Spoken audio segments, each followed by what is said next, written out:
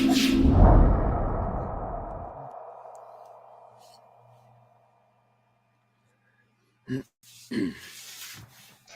evening and welcome back to the Not So Perfect Bigfoot Show. Tonight I have a great lineup of people. Where everyone in here tonight is flesh and blood. We kind of paired ourselves together like that. We're going to have a Q&A. We have Jeff from Untold Radio AM. We have Will Jevons, 50 years of research. We have Don, aka Gunner. Don has him on his property and has been living with him for a while. Jeff, why don't we start with you? Let's tell us a little bit of history. A little bit of history. Well, I'm pretty new to the scene. I'm just a big fan of mysteries and crazy stuff. I was a huge Art Bell fanatic back in the 90s. I bet you guys were too. I listen to Art Bell every single night. So I love any kind of mystery. And Bigfoot stuff in particular, I got interested based on the work of Doug Hychek and Dr. Jeff Meldrum. That's what really convinced me to look beyond and look more serious into what's going on. And I just became completely convinced that these are real flesh and blood biological animals. It's just in my mind, the evidence is overwhelming, and my mission is just to keep pursuing this mystery.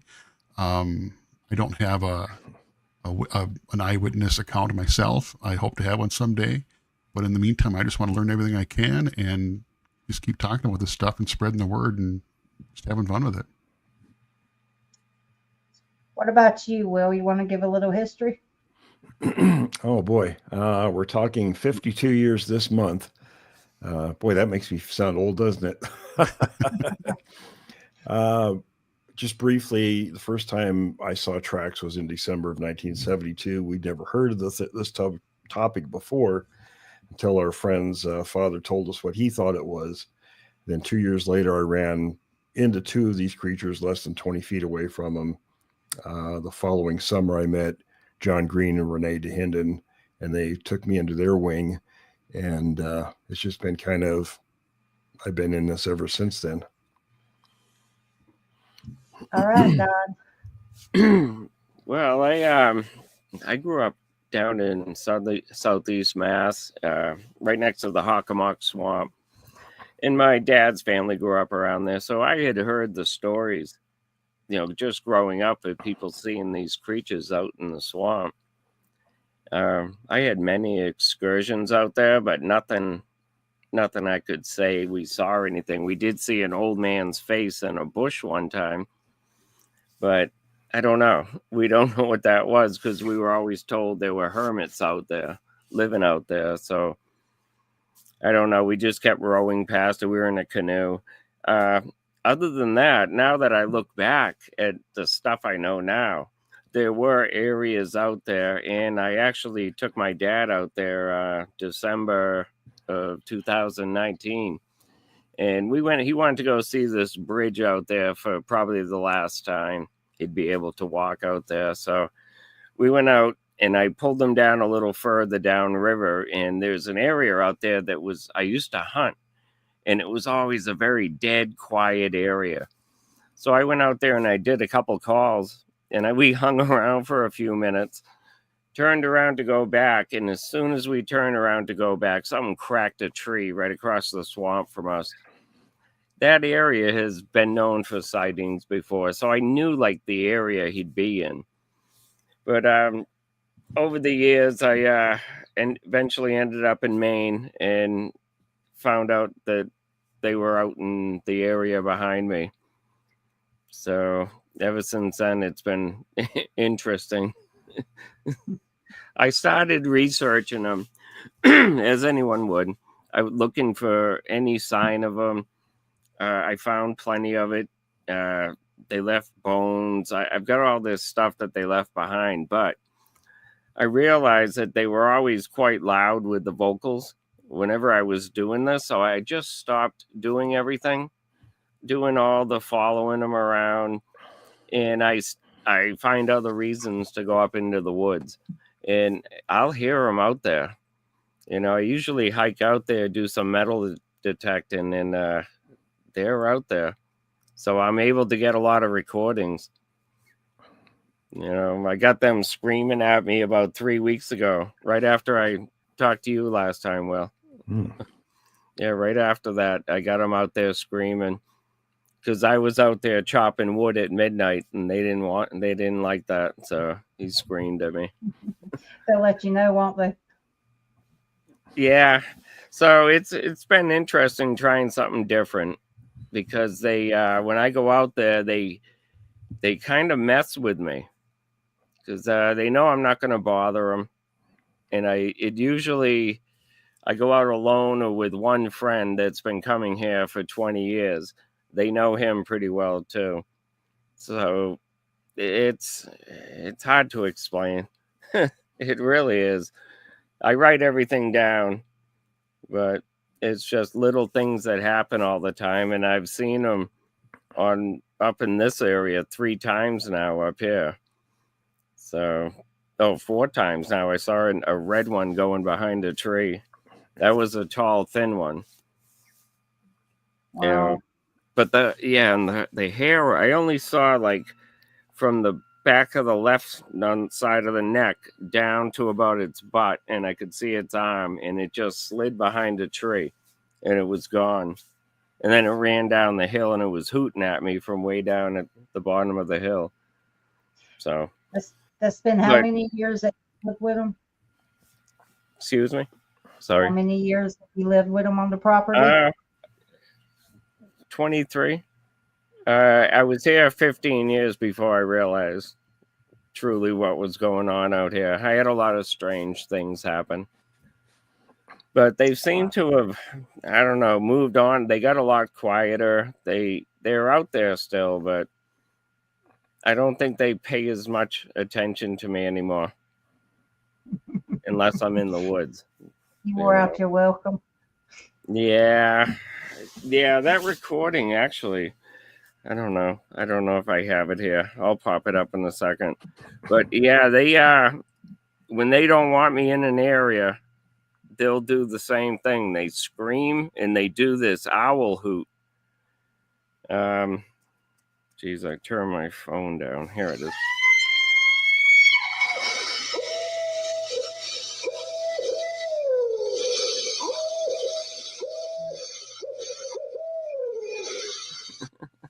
That's usually what they do at me. And it's crazy because not a lot of people hear it. It's almost like they're directing it towards me because people behind them don't hear it in their houses. And I don't know. I mean, so anyway, like stuff like that goes on a lot. That's actually incredible. A good lead up into a question I had, if you don't mind. The closest I should have mentioned, I'm from northern Minnesota. I live near Minneapolis now, but I'm from northern Minnesota. I spent a ton of time up near the Canadian border, in pretty remote areas, in areas that are known for a history of encounters, footprints, that kind of stuff. The closest thing that I've experienced to anything significant is wood knocks. What everybody knows is wood knocks. And I know enough to know that it's not a beaver. It's not, partridge thumping, that kind of stuff. It was an unusual knock. I've heard it more than once. Lately, and this is leading to my question here, lately, people are bringing up the idea that maybe those wood knocks are not wood knocks. They're something that the Sasquatch generates itself. Because it does seem kind of unlikely that they be trucking around carrying a chunk of wood, or they would have one handy, because it's a pretty specific sound. What do you guys think about those wood knocks being something that they generate themselves with their chest beating or vocal cords, whatever? I think a lot of that came from my podcast, Creek Devil, because we've been talking about that for a few years now, and it seems to me that it's more of a tongue pop. It's not and we went on the Navajo reservation. We just came back a month ago. In fact, we spent 11 days up there, and that's what all the people up there told us. They said it's not, not banging on trees. And we went out, and one of the guys that guided us up there, our friend Don, who's Navajo, he went out, and every time he would try different kinds of chunks of wood and different kinds of trees. And to be honest, that sound just doesn't carry very far. So if you were going to do something like that, and elk do that, elk will make a tongue popping sound because they're tasting the air. And it's very, very likely that's what they're doing. It's not actually hitting wood. They're making a tongue pop. Ah, that makes a lot of sense. Can't they, a typical animal, can't they push scent up into the roof of their mouth? That would be tasting the air. I'm not sure what all animals can do that or do that, but it seems reasonable. I mean, if elk do it, other animals probably do it too. Yeah, that's pretty incredible. Another thing, too, is it's a big animal, and big animals are going to have big vocal cords. They're going to have a big chest cavity. That can make some loud noises, and low frequency noises that humans can replicate. So, I agree with you, Will. We got screamed at on the Olympic Peninsula one time about 20 years ago, and it was the loudest sound I've ever heard in the wild. It was probably no more than 100 feet away from us, but it just reverberated down through the river canyon, and it was just incredible. In fact, sounds, I've heard a lot of screams over the years. Usually they're farther away, some closer, but usually farther away. But the Northwest Indian, not just the Northwest Indians, but I found out that Indians in the Southwest also talk about them predominantly whistling. I'd never heard them whistle before. We went up one night when we were on the Navajo reservation, and this one family we ran into, they consented to us filming them for our third documentary. And when we got done, we went outside the Hogan, and the father of the family, he went out and did a couple of calls. I can only equate them to, I guess, war cries. And they told us from these two buttes up above their homestead up there, they said that's where the creatures were. In fact, they even, their father, this old timer, he said he named one of them George. That's how often it come around there. And within 2 minutes of him doing those calls, I'll be doggone if we didn't hear whistling, just like a person whistles coming from that ridge up there. And they said, yep, there he is. And they would only come down around the fence. They wouldn't actually come onto the property, but we could hear them. There was bipedal crunching around in the leaves. And then Adam, my friend, and Don, they both got huffed at by the van. They were in the back putting some gear away. But we had a lot of stuff happen like that. But that was the first time I heard whistling. I was pretty impressed with that. Yeah, I've recorded it a few times, but never heard it while I was out there, except when it came in my window. I was really surprised they responded that quickly to his calls. But maybe that's because they're used to the family and being out there. I don't know. On a summer night out here, I can go out 10, 11 o'clock at night and just clear my throat. And usually the slamming of my door shutting, they can hear that. And they'll all sound off with an owl hoot. I'll have 3 owl hoots go off. And then usually that's it. Do you think letting me know where they are is what I think. Do you think they imitate owls because it's easier to imitate them? Or do you think they're just trying to communicate without us knowing what they're doing? Anyone? Yeah, I think it's, without us knowing. There are a lot of owls around here, but you can tell the difference. You know? We heard them in Oregon imitate, I don't know exactly how many there were around us, 5 or 6 of the creatures, but they were imitating. Each one was imitating something different. One was imitating, 2 of them were imitating owls. One was imitating a crow, and you don't hear crows at night. That's a tip off right there. Crows don't make sounds at night. And there were some other odd sounds, but we kind of scratched our heads thinking, well, that's interesting. They're not trying to really hide their presence because they're making all these different kinds of noises. But they'll imitate what's out there. That makes a lot of sense. Smart. Yeah. It's smart. They're very smart. Absolutely. Don, do you have a recorder set up? You do auto recordings a lot? You have it set up all the time? Yeah, I usually walk out there once every 3 days. The recorder goes for 36 hours. I just let it go. Then I'll walk out there later on and get it, bring it back, and then download everything and then put it back out there. I get a lot of recordings.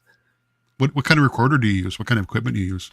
I just used a small little Sony, little portable Sony recorder. I put it in a bag of rice, a little Ziploc bag, fill it with rice, seal it up in a couple bags, and then I have a microphone that comes out of it. Oh, So I Is can that for the bury. moisture? What's that? Is Sorry. that rice for the moisture? Yeah. Yeah, I had some other ones I used to just put out there, and they didn't last so long. So So I have go ahead. no, I was just Sound saying they work pretty good. You know, with a decent equipment. Sony works pretty good. Free plug. So, Will, I do have a question for you. In your experience, can they be aggressive? If so, do you have a reference story for it? Oh boy. They're often aggressive. Excuse me. Boy, let's see. I suppose one that everybody's familiar with, at least in terms of the topic, that was written in one of Teddy Roosevelt's books called The Bauman Story. That's a common one, but I'll tell you what, there is one off the top of my head that's way better than that. One of the ladies that I interviewed in Missouri, Carol, we've interviewed her a number of times because there's been so much stuff going on her property, but she lives on the edge of a very small town in Missouri, and I don't remember if it's southern or northern Missouri, but one of her neighbors came over one day and talked to her, and she recounted a story where she had come over there a previous time, I think before Carol lived there, and had been knocked down by, she thought, a person knocked her out. She woke up and she saw this creature standing over her, looking at her. Then she passed out again. The next time she woke up, the creature was squatted down over her. It had opened her abdomen and was eating her intestines in front of her. And the only thing that saved her was another neighbor came over with these dogs and scared the creature off. And she showed Carol the scar where this, they sewed her up. But in terms of aggression, I don't think it gets any worse than that. Wow. No. Jeez. And I have other examples like that too. It's really changed my outlook being out in the woods. I've been out there for many years and used to hunt by myself.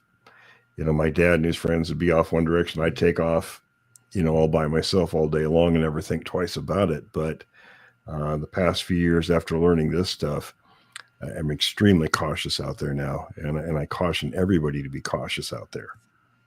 Mm-hmm. It's not that they're all like that, but just if one's like that and you happen to encounter that one, there's a lot of people that come up missing. So, but there are plenty of other examples of aggression too. I mean, different kinds of aggression, rock throwing and stuff like that.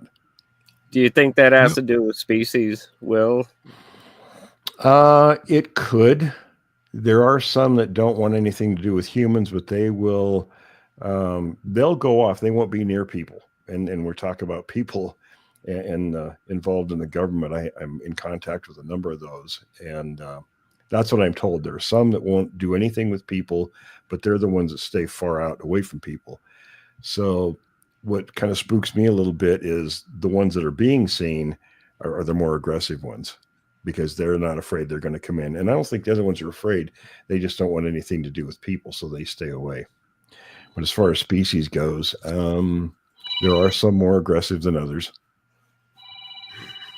Do you think it's a different species or just different social group behaviors? Like orcas do that. Orcas have radically different behaviors in different social groups. What do you think of that?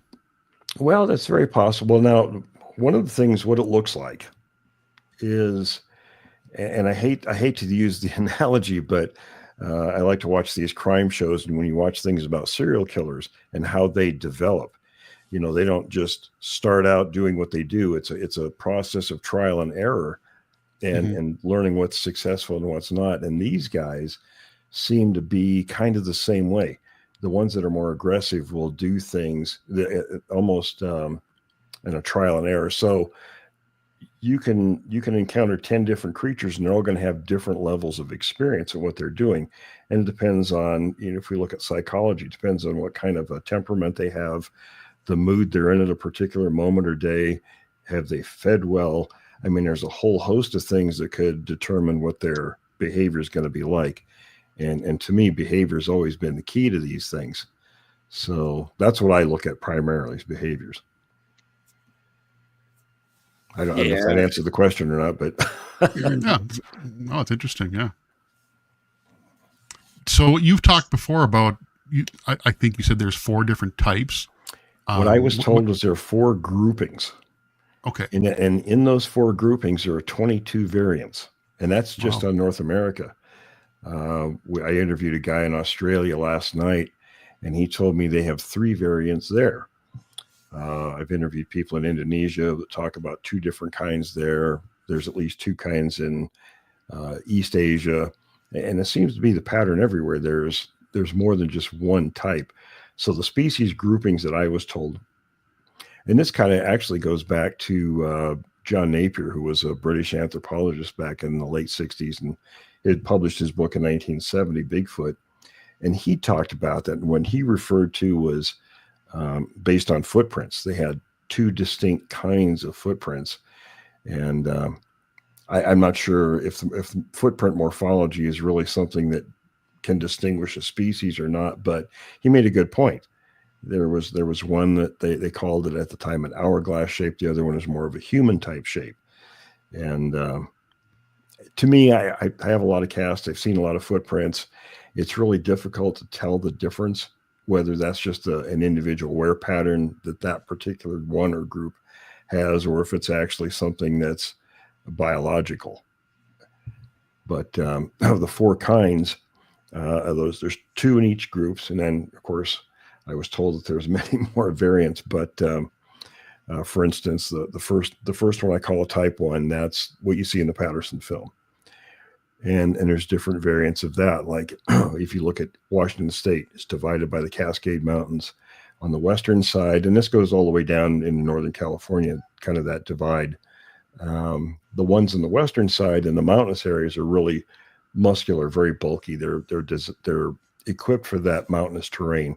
If you go on the eastern side, where it's mostly flat and plains, they're much thinner and they're sort of adapted for open plain running. Then there's in the south, they're predominantly the type 2. They're very much like the type 1s. The big difference are the teeth. The type 1s, like the Patterson film, they've got the blocky, what they call like Lincoln log like teeth. They're just blocky and no real discernible canines per se. Nothing really outstanding. But the type 2s do have those prominent canine teeth. They'll move more as much on all 4s as they do bipedally, and you'll see them more often in groups. It doesn't mean the type 1s aren't in groups, because all these things are primates, and all primates are very social. So there's people see one, there's always more in the area. They just may not know where they are. Then there's the type 3. They're the ones with the protruding face. And I learned that there are 3 different variations of those. Those are more aggressive than some of the other types. And then I call what the Minnesota Iceman was a type 4, but personally, I'm beginning to think that's not really a Bigfoot. I think that's a different hominid altogether, maybe something more akin to, a leftover. I don't want to say Neanderthal, because there were many other different kinds of hominids. They know of at least 7 different hominids that live simultaneously. This could be a remnant of one of those. So maybe like the Denisovans or something like that. I'm not totally sure, but that's my gut that thinks that those are something different. Interesting. Mm-hmm. And we think that I have type 4s here, because that could be done, yes. Strange. Yeah. And that might be why the behaviors are a little different too than what we're experiencing out here in the western part of the country. Right. Yeah, I just wonder if they adapted to live close to people, or they would just naturally. It could be, sure. I guess, because if they live in the woods, say a mile in the woods, they have to have one of the creatures has to keep an eye on all the humans, And typically, even with the Sasquatch, even the juveniles, and this is true for other primate species too, they use the juveniles as sentries. They put the young ones out there, they're the ones watching and raise the alarm if something goes on. Oh, okay. And they'd be more playful. More playful, they're going to be more vocal, they're going to make more mistakes than the adults would. So, they're Right. more prone to being seen. Like in Texas, our anthropologist Forrest, she's got them on her property. In fact, I need to interview her this week because she had another sighting just a couple days ago. I have a question right quick. Labani says, what type would you consider the kinder ones, or on the nicer side? I don't know, because we don't know enough about the different variants yet. I'm still getting information in about those variations. So, in fact, the person that I'm getting that information from was his NDA's just expired, so he's able to come and talk openly now. So I'm trying to arrange that. So, and he wants to do a whole series of interviews. So I'm hoping I can get him to do that. He's busy with his own projects, but Well, I hope you let me know when that happens. Have another question. What are the ones that are like 4 foot tall in Pennsylvania? Have you heard of that one? and it's not just there, especially I've been dealing with a lot of native tribes recently. We've got Fred in Alaska, and then our friends at the Navajo reservation. And I interviewed also an Apache police officer just 2 nights ago. So we're kind of being invited into these different tribal groups. And what they tell me, they always talk about the big ones, and then there's the smaller ones. And it's thought on a lot of people think that the smaller ones are simply the juveniles. But when you talk to native folks, they say there's something entirely different. They're the mischief makers. There's a whole They're background pretty on those. aggressive, aren't they? They can be, yes. Yeah, they can be. Yeah, they can be pretty mean. Yeah, I talked to a Penobscot Native American up here in Maine, and he told me about the little people. Yeah, The little hairy people. yeah. That's what it Not said. really any different than the big ones. They're just smaller. Oh. Boy, Yeah. Fred, we just before my tenure, Doug had Fred from Alaska on. Well, his story is something else, isn't it? It's Fred and I, amazing story. Fred and I text all the time. I get some stuff from him that's it's crazy. In fact, he wants me to take a team up there. We're talking about doing it this summer. But he was telling me that things like there were a couple of villages out on the west coast of Alaska that had to be evacuated. All the women and children had to be evacuated because these things were coming right up in broad daylight and challenging the men of the village. And it got to the point where they just didn't feel safe. So they evacuated all these people 50 miles away in either direction. And he's told me since then, of course, the creatures left and the people were able to return. But kind of the same thing with the Navajo, though. They were telling me just a month ago in October, they do a ceremony every year. And that's what it depicts. The men of the village, they'll dress up as the creatures. In fact, there's a YouTube channel that Don sent me the link of, and they were doing, to the untrained ear, you would think it was just normal Indian singing, right? But they're making noises like the creatures. And he asked me, he says, what does that sound like? And I said, they're imitating the creatures. And he said, bingo, you're right on the money. And what they do with the ceremony, the women and children are supposed to hide. Actually, they're supposed to stay in the houses, not come out. And then they leave food and things for the creatures. But that time of year, they come down and take livestock. That was happening when we were there. They were coming down brazenly, taking livestock and just whatever they wanted to. Yeah, who's going to stop them? We experienced some pretty bizarre things up there during that 11 days. Have you noticed any kind of pattern or rhyme or reason to what areas might have more aggressive ones versus? I have an hypothesis, but I don't really have any information to back it up. Well, it's hard telling, really. I mean, we just started looking at the missing people thing a couple of years ago. And in fact, when we were our first film, Adam put this documentary together when we were in the field up there. And it wasn't really a planned thing. We just kind of went there and we were looking into what was going on in the area. But we found out there were 156 people vanished in Lane County, Oregon alone in 1 year. We were there in July. The month after they were gone in August, 11 people vanished that month alone. And why they're doing it, I don't know. Maybe it's just because it was easy. They were easy targets. but we did find where one had packed a full-grown Angus cow 5 miles up to this mountain, and they ate it. We talked to the ranchers who had the cattle missing. They had big dumpsters knocked over. These things are just brazenly coming out and doing these things in some places. Why they're more aggressive there, I couldn't tell you. We haven't really pieced that together. I mean, I'm interested in hearing your theory. Well, my theory is, and I just, like I said, this is an hypothesis. I don't really have a lot of data to back this up. It just seems likely that areas and times and places where resources are more scarce is probably when they're more aggressive. That's just my theory. Is that kind of fits with normal behaviors? When resources are scarce, they're going to be more aggressive. When the living's easy, they'd rather have nothing to do with us. That's my theory. They're actually, that is a part of a. I was reading some anthropology yesterday about infanticide among primates, and that is one of the tenets when resources are low in an area. They will kill infants, first of all, because they're easy targets, basically.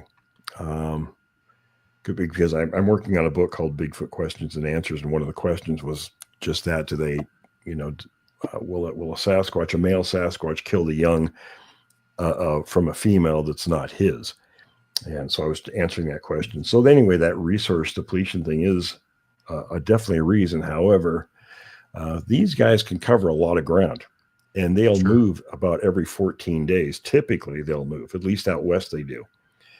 So they won't stay in an area. They hide their scat so the prey animals don't know they're there. It's pretty interesting. The things, I mean, they'll defecate in water. They'll hide. They'll cover their scat. So they're very cognizant of things like that. We found a place. In fact, it was just adjacent to Bluff Creek, where. And I think I've told Victoria this. I've told you too, Don. We were there, I think, in 2007, and in a 35 square mile area, we were finding scat everywhere. I'm thinking, man, these guys are eating really good. They're pooping everywhere, And it was undoubtedly them. I mean, there's a lot of bear up there, and we know what the bear scat looks like. But this was Bigfoot scat, definitely.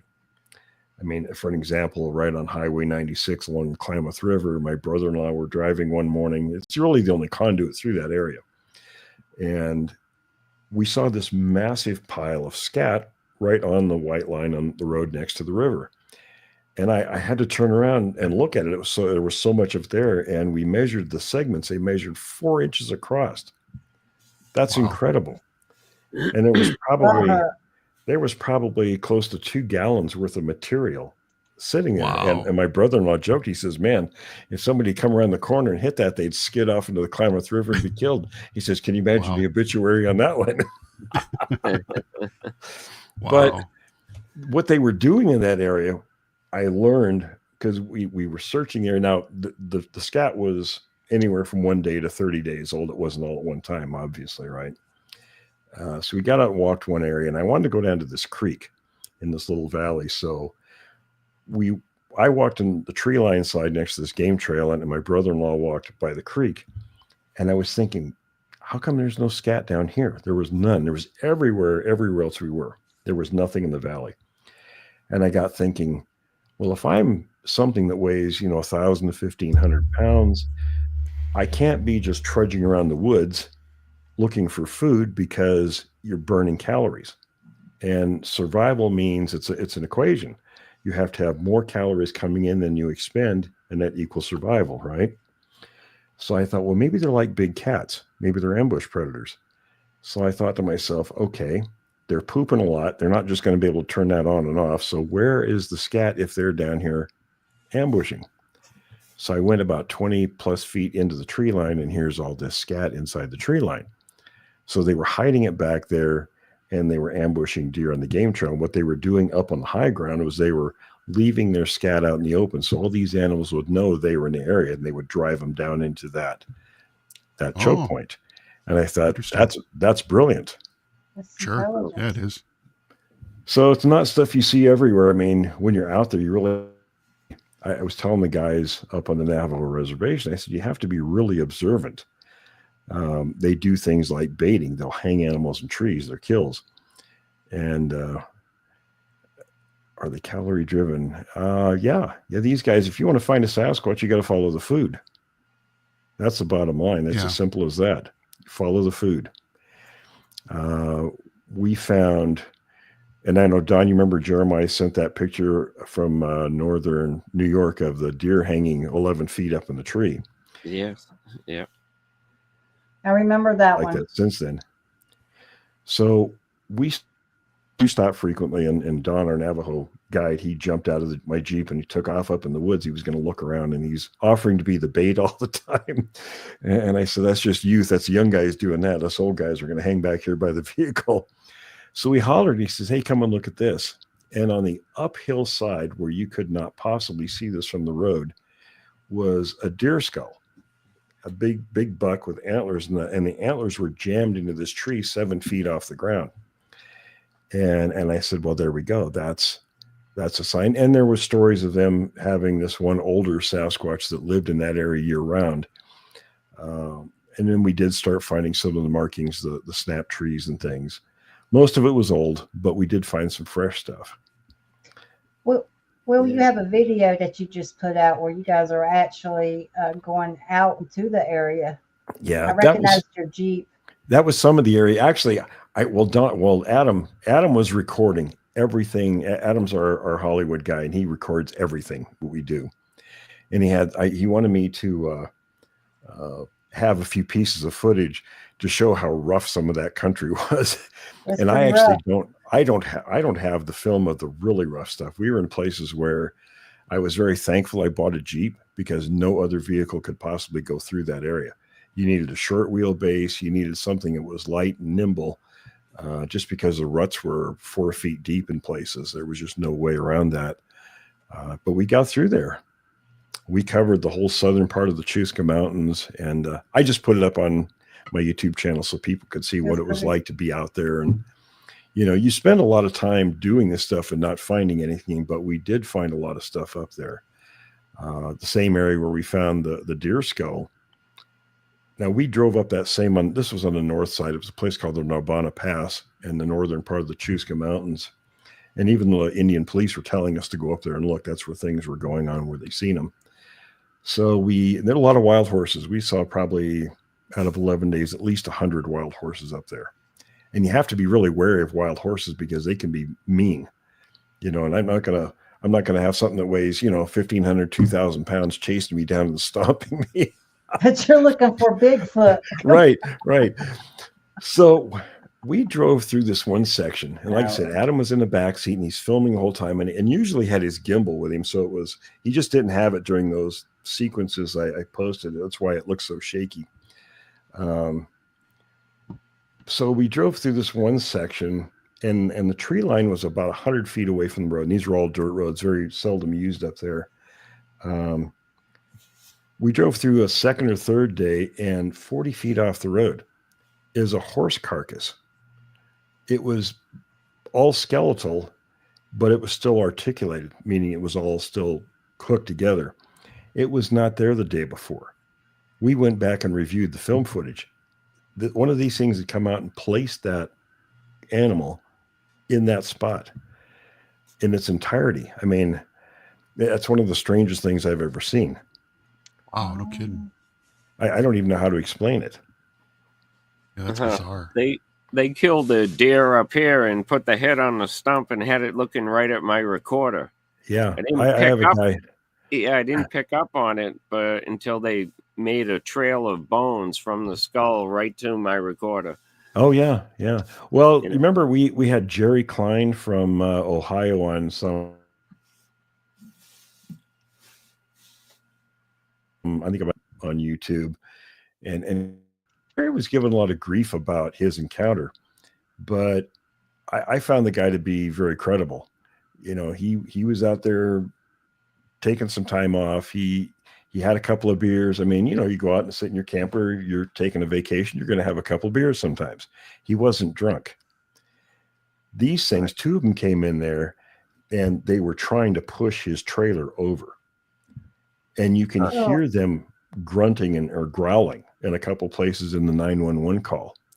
and that you can hear the guy is scared to death. I don't know anybody that's ever been drunk, and I was in the Army 10 years, so I did my share of partying. Nobody, when you're drunk, is going to make up a Bigfoot story and call 911. Sorry, that just ain't going to happen. We can do a lot of stupid things, but that's not something you're going to make up.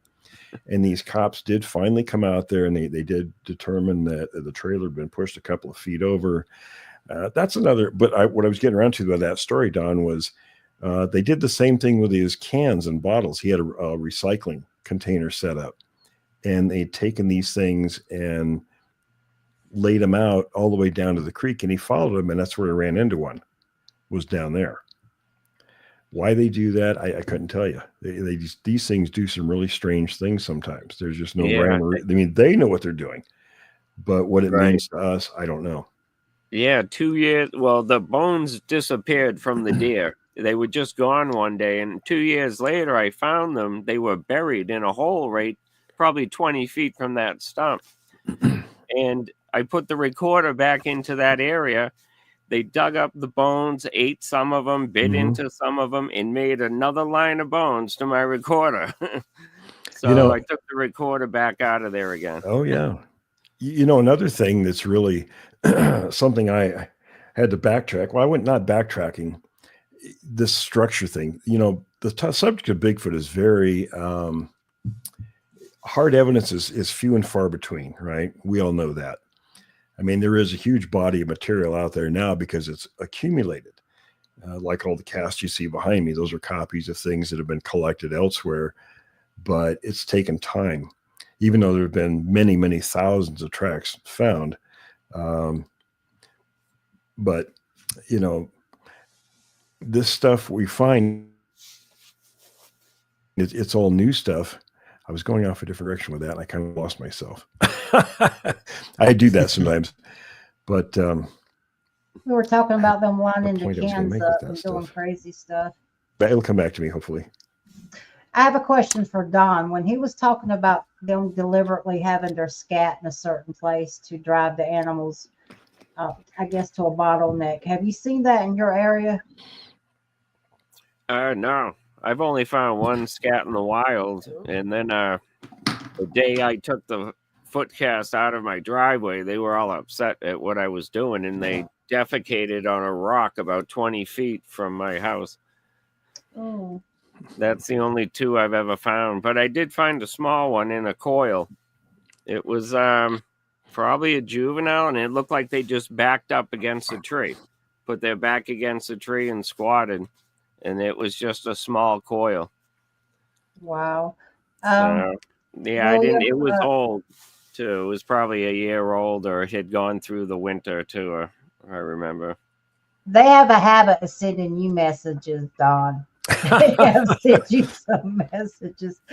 Don, did they leave you gifts at all? Do you see any gift giving, gift leaving, anything like that? Dog up a tree. No, the other group. There's a different group here now.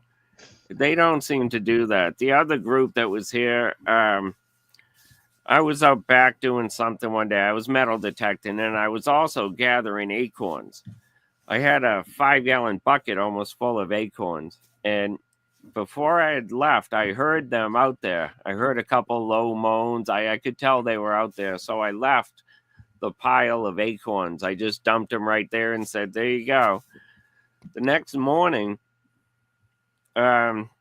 if I went towards the main road out of my house down my driveway, there was a rock in the middle of the driveway, and it had about 5 or 6 caps, acorn caps, and 2 full acorns.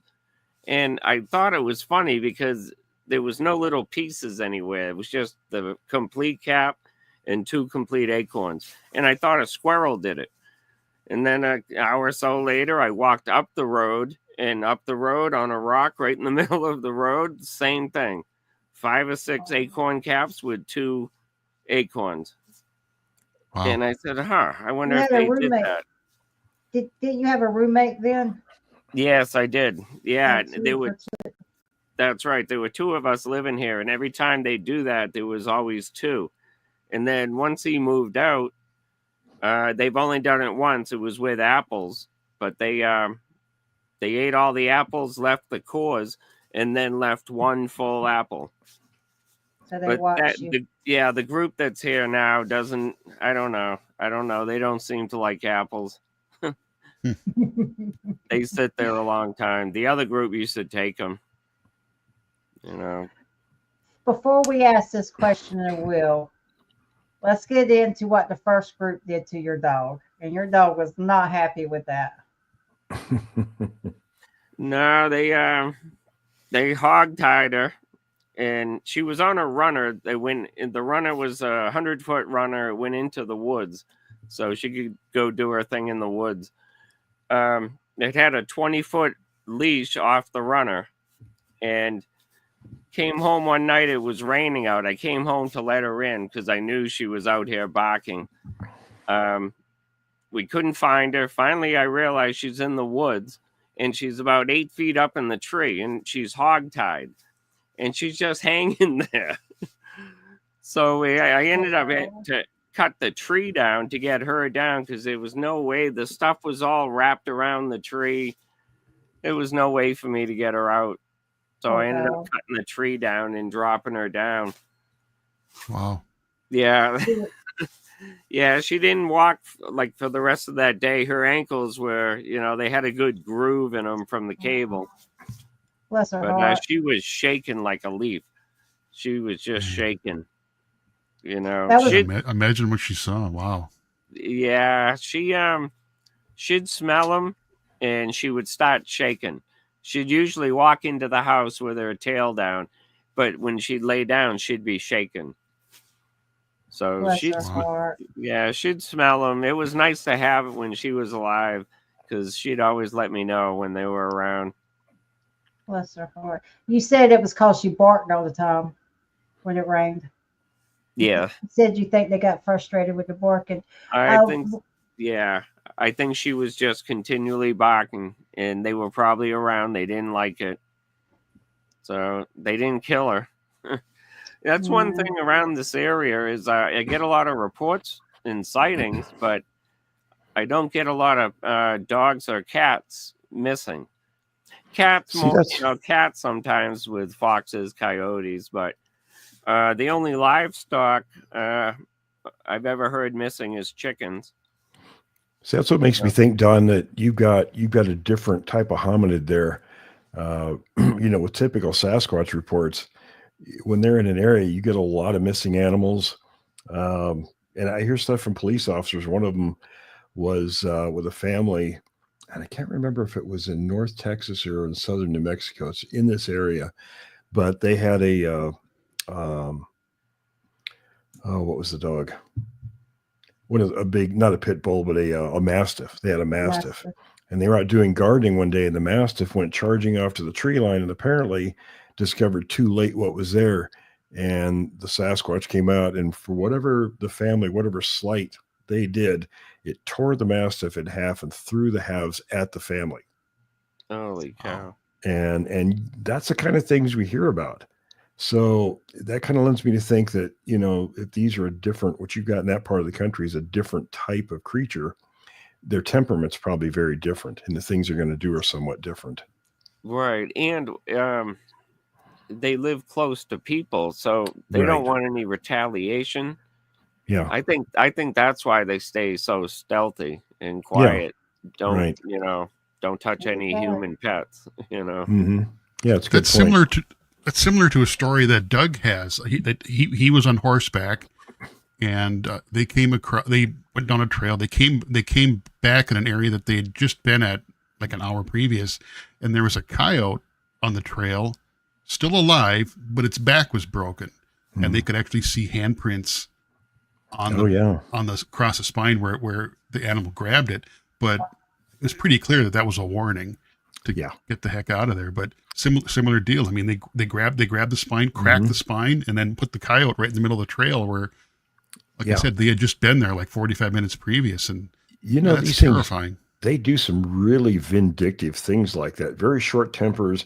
And again, that's typical primate behavior. I mean, it is. But when you were talking about the missing people, actually have a few questions. But when you were talking about the missing people in that town, that's the same thing when you're talking about the temperament of the ones in Alaska, where you're getting the stories from Fred. Yeah. They have a lot of missing people in Alaska. Yes. And so, I mean, there's just a coincidence. Bigfoot Society says, William, have you gotten any reports of Sasquatch activity around Oak Ridge, Oregon area? And I have one more question. I'm not familiar with Oak Ridge, but I looked it up real quick. It's in Lane County. So Lane County, yes, there's a lot of stuff that goes on in that area. And when you talk to people in those small communities, they were coming up to us frequently, and saying things like, do you guys know how many people are missing around here? I mean, they're scared. The locals are scared. There was there was an incident that happened while we were there the second time in 2022, where there was a guy that drove his car out to his mailbox and vanished right there. There's one highway that drives along the Mackenzie River, and he just disappeared right by his mailbox. Door in his car hanging open, no rhyme or reason to it. He wasn't the kind of guy that, had enemies and things like that. The guy just simply vanished right there in broad daylight. So, we did hear a lot of things while we were there from locals. So Brenda wants to know if you think they have their own language. That's a tough one. Here's the thing. Now, you have to define language. Now, if you're talking species-wide, let's say like with human beings, right? In North America, most of us speak English. That's a communication where we all have kind of a basic understanding of words, and we can communicate those ideas using those words to one another. That's what we term as language. Now, if you look at primate groups, they all make noises and gestures and things, but the big difference is from one group to the next, they mean different things. Those are group specific kinds of things. So is that language? It could be, and again, it's kind of the context. You have to look at it. Is it a group thing? And maybe that's the way we started out too. Maybe it was simply, family or groups or tribes that had certain languages, and maybe they were different, had the same sounds and gestures, but they meant something different to an adjacent group.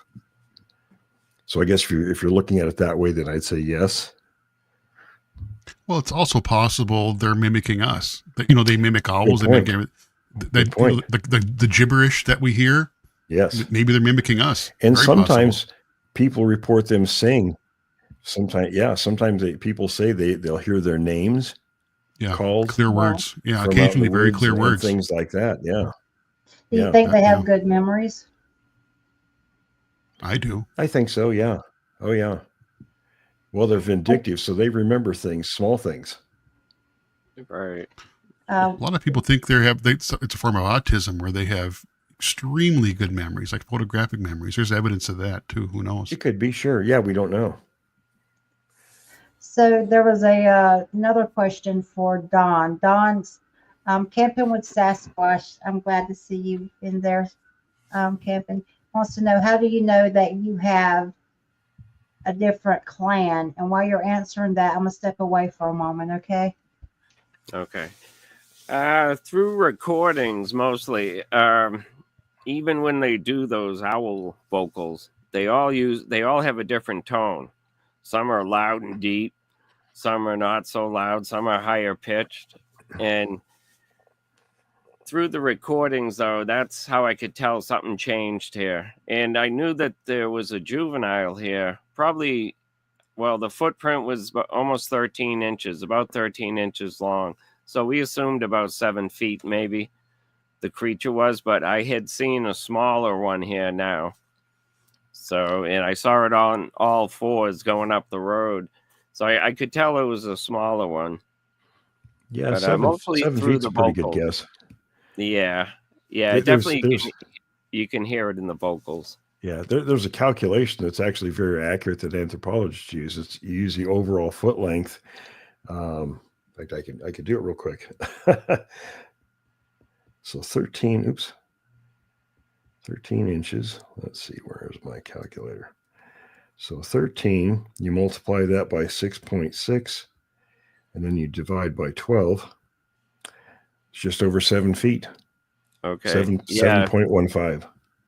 Yeah, I think that was the red one I saw. It was tall and thin, and the patch, the hair wasn't a consistent red either. It never got as dark as like an orangutan red, but it was a lighter, almost a patchy kind of patchwork of different shades of what I call straw red, like pine needles.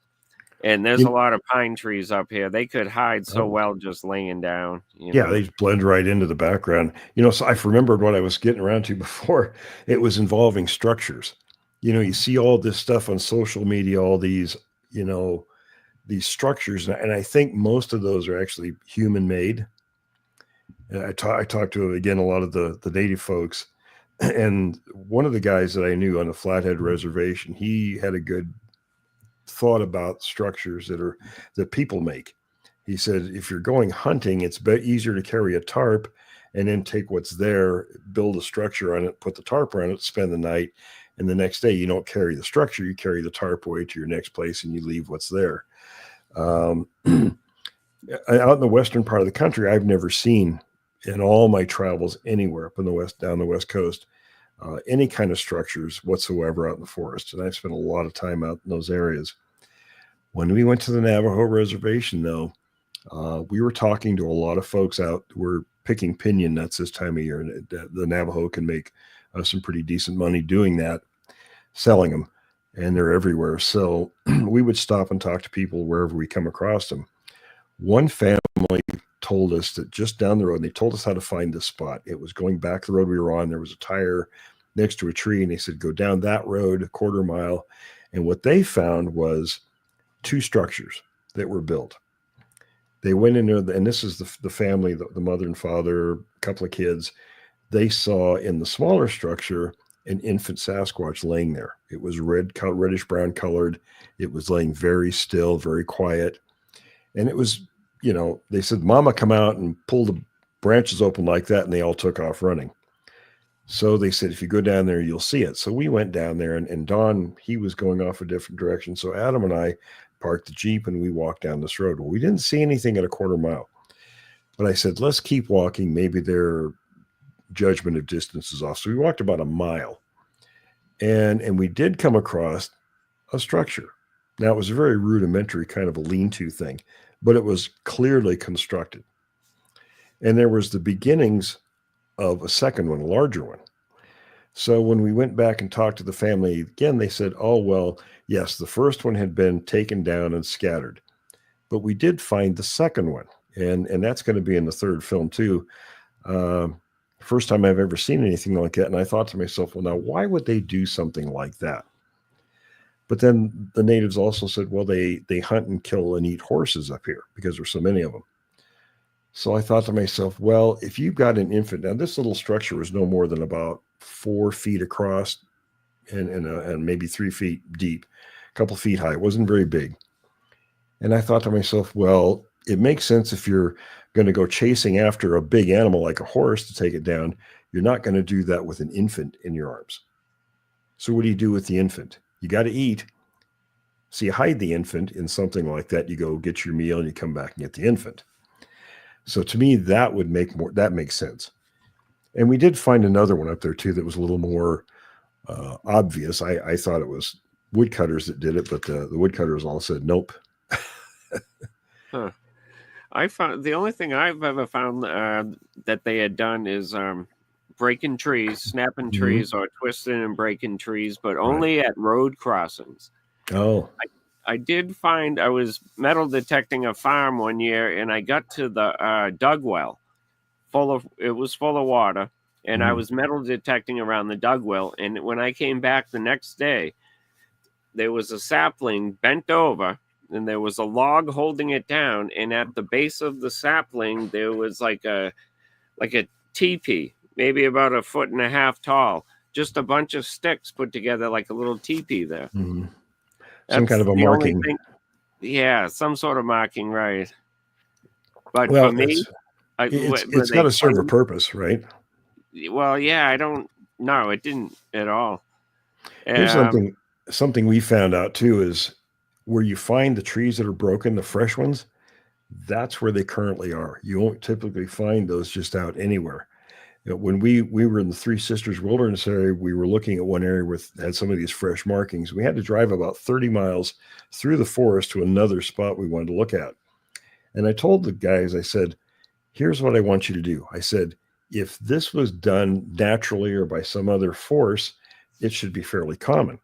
So I said, don't say anything on the whole ride. I said, just keep a mental count of how many of these you see. So we got near this Boy Scout camp 30 miles away, and I said, how many did you see? Not a one. I said, so what you don't see sometimes is just as important as what you do see, because it rules out things like natural agents as a cause for things like that. Like snow weight and things like that. Right. Yeah, I found one on one side of the road, one on the other, and after they rotted and fell apart, two more were created. Oh, so they were marking long term.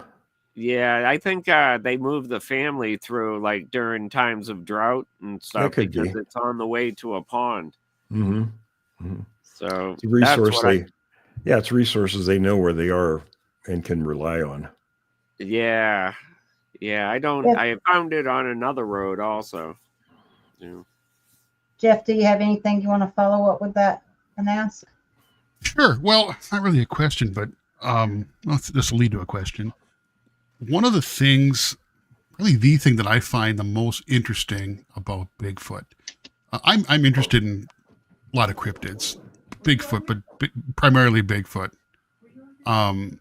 What's unique about Bigfoot is, and this is what's so hard to explain to people who aren't into this, the more data we have, the clearer the picture becomes. A lot of cryptids are the opposite. Like a good example is lake monsters. The more you look into lake monsters, the less plausible they are. I mean, I'm not saying they don't exist. I don't know. But the more you look into it, you kind of require some really strange explanations, whatnot. Bigfoot's different. You don't need supernatural to explain it.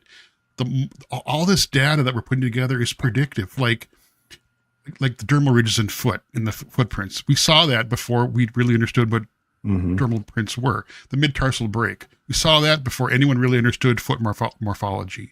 The sizes of the footprints fit what we would expect for a normal size distribution. Actually, there's 3 different size distributions: juveniles, females, males.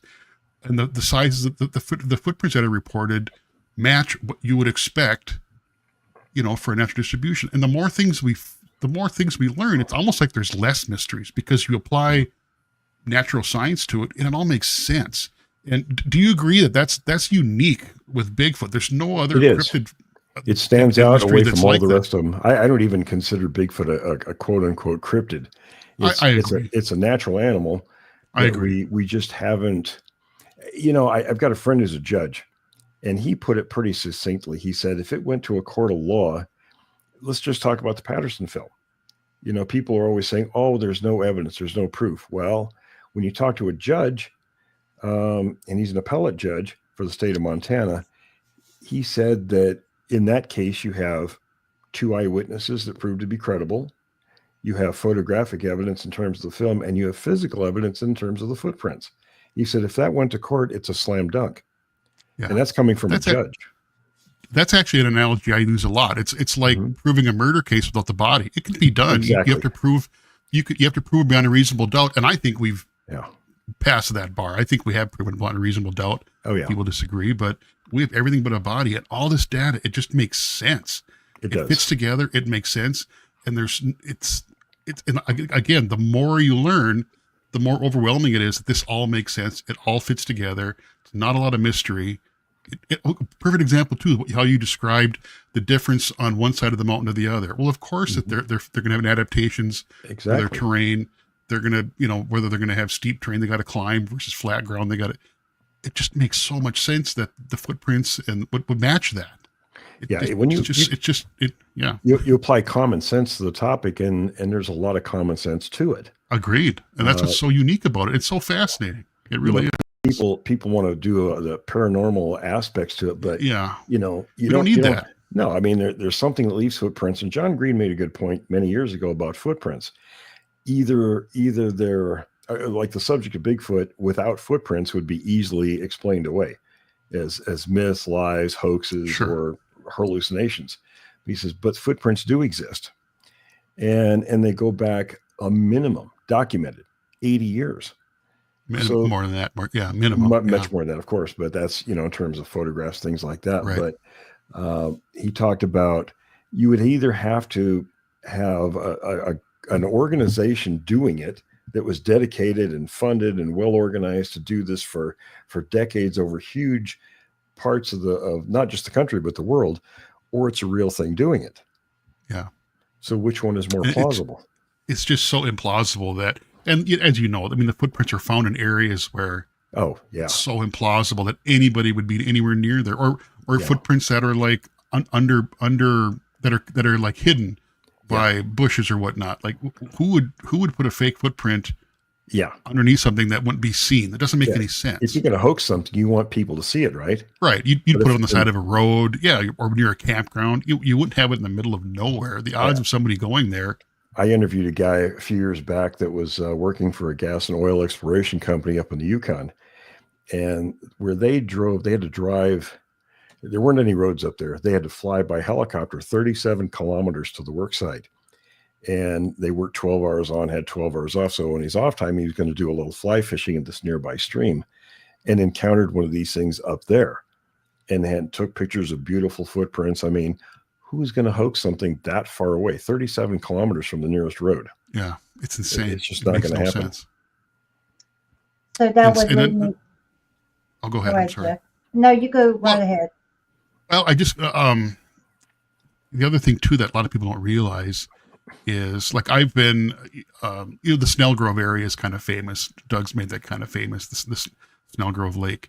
I've been flying fishing in that area north of the border. When you get up in the air and you look at that area, the bush is endless. I mean, you could hide 20 dinosaurs there and no one would ever find them. It's so vast, and so the cover is so thick. You could hide anything up there, and then people in the middle of nowhere find footprints. It just doesn't make any sense that there's anybody up there hoaxing. Absolutely. I mean, of course there is hoaxing, but I don't think it's that common anymore. I think it's pretty obvious when you see a hoax track too. I mean, yes, it really is. Just because there's just so much to go into. I mean, even the Patterson tracks, people do a lot. They talk about things like, you mentioned mid-tarsal break and the fingerprints, things like that. But there's other features that nobody talks about. And you can see some of the prints behind me are painted. Well, I've stained those to bring out detail. Mm-hmm. And what the detail shows is how thick that pad is. That pad on a lot of those tracks is 2 inches thick, and it molds itself around objects on the ground. And a fake foot. And now, first of all, nobody's ever demonstrated. Ray Wallace, he had some wooden feet that he made, and he strapped or nailed some leather on it, but he never demonstrated how that was actually going to work. To me, something like that's not going to stay in your foot. Plus, you're not going to get the depth. You're not going to get the straight line that these tracks are in. You're not going to get in each one of those tracks. I've got 6 of them from the Patterson line of tracks, and you can see how each foot has molded and moved, and how the toes have moved. All of those, a fake foot doesn't move like that. It just doesn't do it. And you see it in other track lines as well. So it's just implausible to think that until somebody can demonstrate how they fake these tracks, I'm just not buying it. I don't think anyone has research made really believable fake tracks. I don't know that it's ever been done. I don't think so. I've invited people to come on my show. If they've faked something, I would love to talk to somebody who hoaxed something. I mean, I think it'd be fun to talk to them. Absolutely. I've yet to have it happen. I want to see how they do it, but I don't think anyone's ever made tracks that look great. It's impossible. Yeah, you're right. We don't have they don't move. We don't have the weight. I mean, that bigger footprint, obviously you're not going to sink deep at all. It's going to be like snowshoes. Oh yeah. Well, like you're not going back to the Patterson Sasquatch, those tracks were about 1 inch plus deep in the sand. Patterson walked a 1,200-pound horse next to the tracks. They didn't sink as deep as the Sasquatch tracks. And he jumped off a stump with his cowboy boots. Obviously, he was a small guy, but we saw something akin to that up on the Navajo reservation. We did find tracks up there. Unfortunately, we're crossing a road, and most of them had been driven over by cars, but there was a couple of good ones, and the horse tracks up there would only sink in that stuff maybe an inch. These tracks were 3 inches deep. They were 14 inches long, 8 across the ball of the foot, 5 across the heel. It was very clear what these were. Now that's after they'd been reined in. Mm-hmm. So, and there was nobody hoaxing stuff up there. They were in places where there were very few people, and you just weren't going to be seen by anybody. One of my favorite prints, I'm so terrible at remembering this kind of stuff, but where it came from. But you can see the mud coming up between the toes. You can see the toenails, the imprint of the toenails, and it's different track to track. How on earth are you going to hoax that? Yeah, if you've got a fixed object like a wooden foot, let's say, they're going to be cookie cutter tracks. Yeah, and it's not going to have. You're not going to have mud coming up through the toes. You're not going to have the unique little toenails that move around. It just doesn't. I just don't see how that's hoaxed. Exactly. Yep. Yeah, or like on mine, you can see an injury. Yeah, right at the base of the pinky toe. Mm-hmm. Yeah. I found one where the pinky toe just shot off. Oh yeah, to the side. No way that would go in a shoe. I've got one of Bob Titmus's cast from 1963 where one of the toes is off to the side like that too, and that's obviously from an injury. I think I sent that one to you, Will. You told me it was probably a 3. Oh yeah. But the show just shot right off to the side. I do have a question. Going back to the deer in the tree, why do you think they do that? My theory is they're baiting. And why I say that is it kind of goes back to that being an ambush predator. Why expend a lot of energy if you can draw your game to you? So hang a kill on the tree, what's that going to bring in? All kinds of scavengers, right? Yeah. Easy meals. And then when you're finished with that, you take what's left, and that's your meal also. Any follow-ups, Don? Yeah, I've got them evidence of them using mushrooms up here to bait a tree, putting mushrooms up in the tree. And at that time, I hung out in the woods for a couple of weeks. Only the red squirrels were eating these particular mushrooms. And the red squirrel would jump up on a stump or on the first branch of a tree to eat it. And I came up, I saw one mushroom one morning. Then the next day I found another mushroom. And then I found a mushroom that there was a small branch underneath it supporting the mushroom on another branch up probably about as tall as me, about almost 6 feet up in a tree. But that was back when I first had my sighting here, they I'd say they harassed me for about 3 months. They always harass you, Don. Yeah, they just kind of didn't like it when I went outside at night and stuff. But they, what was I just saying? Jeez, now I got. We're talking about the squirrels. Oh, the squirrels, yeah. He's got squirrels in his head. Yeah, so whenever I go outside, this was the perfect viewpoint for them to look down the woods at me. And right there is where the mushrooms were up in the tree. And just the red squirrels were eating them. So I think he was waiting for them to go up to this little baby hemlock tree. And once they get up this tree, they got them. They're not going anywhere. I have a question about, do you guys have an opinion on three-toed tracks? Well, there are two possibilities.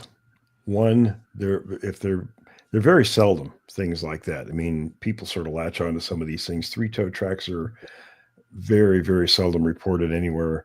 But if there are 3 or 4 tracks or toes, it's probably that maybe those other toes. See, the Sasquatch, our weight kind of goes on the outside of our feet. The Sasquatch, when you look at the cast, they're deeper on the inside of the foot. So those smaller toes sometimes don't make an impression or a very light impression. But if you've got deep 3-toe tracks, I was told that's something else. That's not a hominid. And I won't delve into that at the moment, but I was told that's something completely different. Wow. Jeff, do you have a follow-up? You know, I don't know a lot about that, but I agree with Will. I don't know enough about those to make any kind of intelligent comment. So I have a loaded questions. and I gave my opinion of this very bluntly on Untold Radio AM the other day. I don't think they need government protection. I No. don't think they need anything from us. Let's just go around the room, and I tell you why, because everything we touch, we destroy. We micromanage. We That's my opinion, and you don't have to agree with me. But okay, Jeff, what do you think? I'm gonna go Well, Jeff, in Will, Ron. general, I don't want to get. I got to be careful here how I talk. In general, getting the government involved is probably the worst thing we could do. And that's just kind of a generality, in my opinion. But in particular, yeah, we don't want the government involved in this. Destroy them. What would it benefit? What would it make better? It wouldn't make anything better. I don't think. Well, ultimately, what we touch, we micromanage and destroy. Yeah, I'm sorry, leave Will. them be.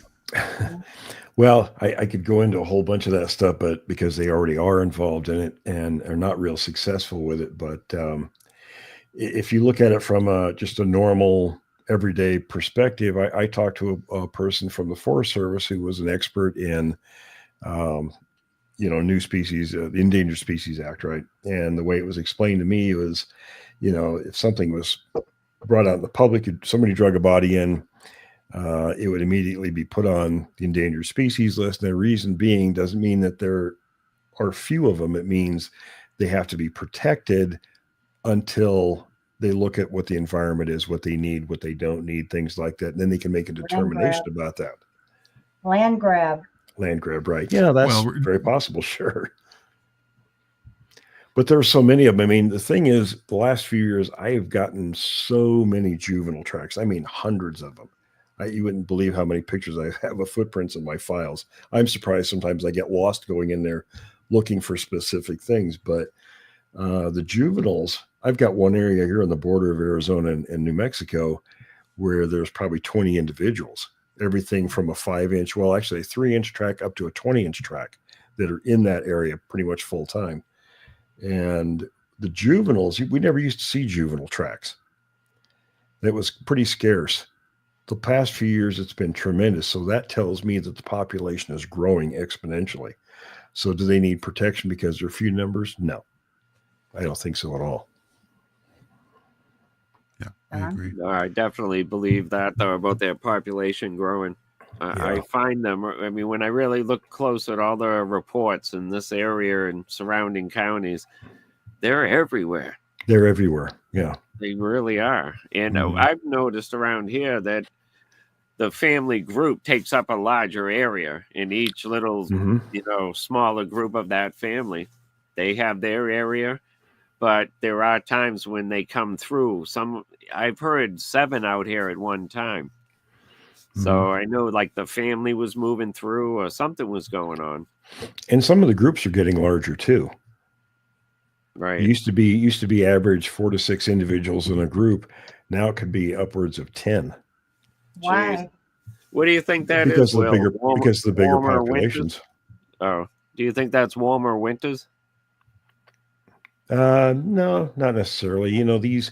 These guys are pretty adaptable. I mean, it's what humans are too. Humans are, that's our big success in terms of the planet is, hear people griping about global warming. Well, instead of fixing a problem, we should adapt to problems. That's what we've done in the past. That's been the hallmark of our species.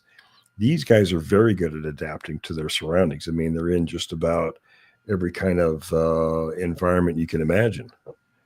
They're here in New Mexico, southern New Mexico. I was shocked by that. We had an encounter. The police got called on just 2 years ago, just outside of the edge of town here, near one of Billy the Kid's old hideouts. And when my cop buddy took me out there, it happened 2 weeks before I came here for a visit, where there was a group of people out there, and there was one throwing pretty good sized rocks at them. And if there were some signs of them being out there, and then that was a place where we went back to where this hideout was, and Billy the Kid and some of his people had carved their initials in the rocks out there. So that was kind of an interesting side note, but they're in places where you don't think they're going to be. So you can't think, well, they're not going to be here, but they're going to be over there, and they're going to prove you wrong. They're going to prove you that they're every place. Right. Yeah, I was going to say, you could start to see, like in Southeast Mass, when I look at all the encounters, you can see how they move and where they live, because Oh yeah, there's swamps. There's certain things that they follow, the follow the riverways, food. swamps. Yeah, and you know that they're out there. Yeah, that's the bottom line. If you want to find where they are, follow the food supply. Speaking of food, I have a question. How do you think they take down the average kill? I've heard snapping the legs and I've heard breaking the necks. You know, I know several accounts like the one I mentioned, Carroll in Missouri, and I've got pictures of things I'm not supposed to have from search and rescue teams, where people were killed by these things, and it's from a blow to the side of the head. I've got a friend in that's a forensic anthropologist. He used to teach in San Francisco and worked the Bay Area courts for many years. And when I got one of these pictures, this professor, associate professor, disappeared from a trailhead. He was gone for a year. And strangely, a year later, his remains were found just at the edge of this place where the search and rescue team would have found him. So I was given pictures of his remains, and I sent the skull photo to my anthropologist friend, and the police officially reported that, and they listed it as an accident. He immediately texted me back and said that was no accident. The entire side of his skull is completely caved in. And I know of at least a couple other incidents where that very same thing has happened. So is that how they kill? It may be. With different animals, it could be different. I interviewed a moose hunter up in Canada a couple of years back, and one of these things killed a moose right in front of him. Of course, you can imagine how he reacted to that. But he said it took the thing a little bit to take the moose down. Of course, moose is a huge animal. Huge, yeah. Yeah.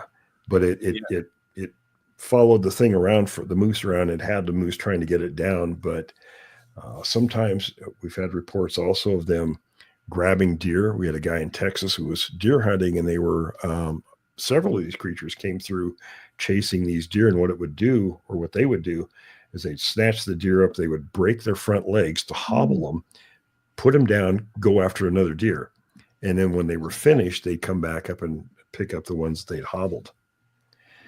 So it could be a number of ways they do. I mean, vindictively, sometimes they'll bite them through the spine.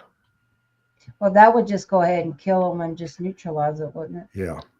So that would make sense, because my friend that had a Class A sighting on the Lumber River found two pigs on the bank, but they were pointing the head to head with their heads bashed in right before he had his encounter. So that, I mean, to me, that would make sense, bashing the head in. Sometimes speaking of pigs, we had guys in Texas, East Texas, where, and I have the pictures in my files, where they found a wild hog with its head torn completely off. Wow. These incredible feats of strength. Back in 1980, I got called from a family friend up in an area where we used to, when I was a teenager, we'd go up and cut cedar shake bolts, and we built most of the roads up there. And there was a report of some mushroom pickers that found 2 elk. And the family friend saw there was a Forest Service or game official. It was a game official that came. Guy was in uniform, and his vehicle and everything. He showed him the report already written. And it said that these 2 elk had been dismembered without the use of tools. And I went up there that night myself. I found 15-inch tracks, sent them to John Green. Found they'd taken the carcasses away, but there was blood up there. I mean, it was a mess. But these elk, I mean, it takes a lot to dismember a large animal, but these things have pulled them apart, apparently with little effort. Joe Parker says, I've heard they hunt deer to draw more in. It could be, that would be breaking the leg, the injury. Yeah. So I have told people that I thought sometimes they rip the stomachs open. Yes. In fact, there was, and not this part of the world either. There was another part of the world. I want to say the story was from the old Gold Coast. This was in Sanderson's book, where they found, or these creatures were killing animals, but also people. They found several children that were killed, mutilated pretty badly, and all of their bowels were eaten. Which doesn't make me feel any better about being in the woods. Um, but these things you read about over and over again, and people tell you these things over and over again. So it isn't just some fanciful story somebody's making up. Not when they repeat over time and geography. There's got to be a foundation to them. What are common signs that people see every day and we don't hear about it being contribute to Bigfoot or Sasquatch, but you know what I'm saying? Because I don't. You mean like a physical sign, something you'd see that?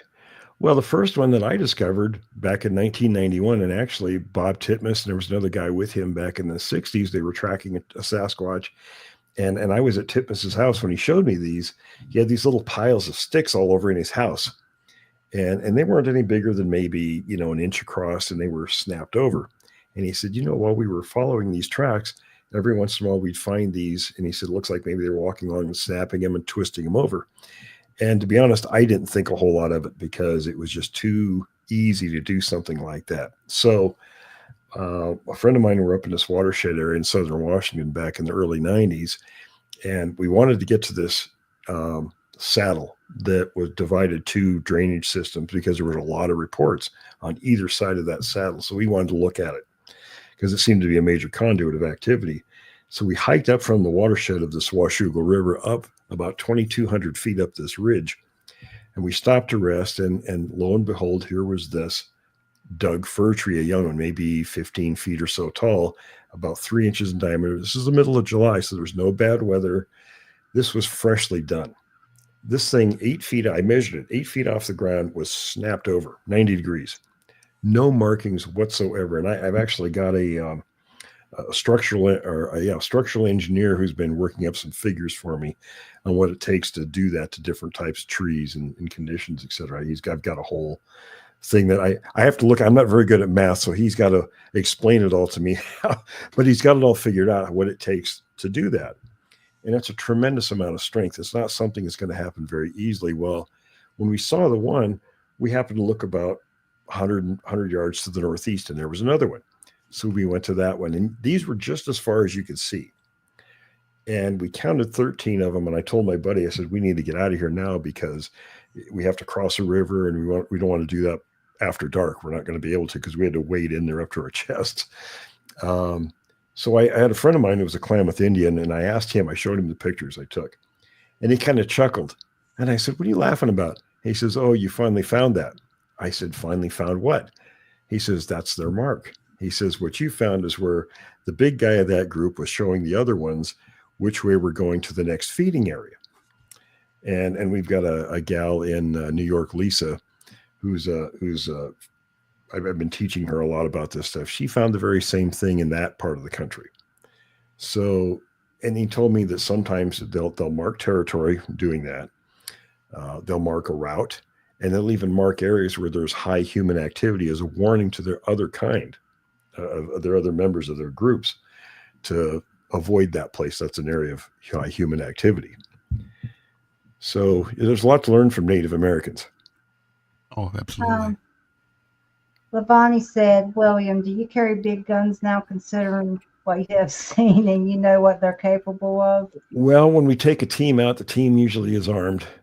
I don't carry one. I haven't carried a gun for many years because I'm busy, kind of my head's on a swivel, and I'm, kind of conducting the group.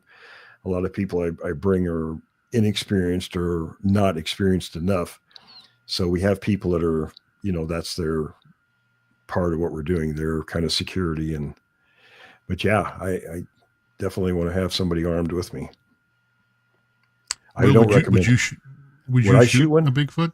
Yeah, I wouldn't know. Because here's the problem. If you shoot one, number one, you don't know what it's going to do. And then you got to worry about his buddies. Yeah.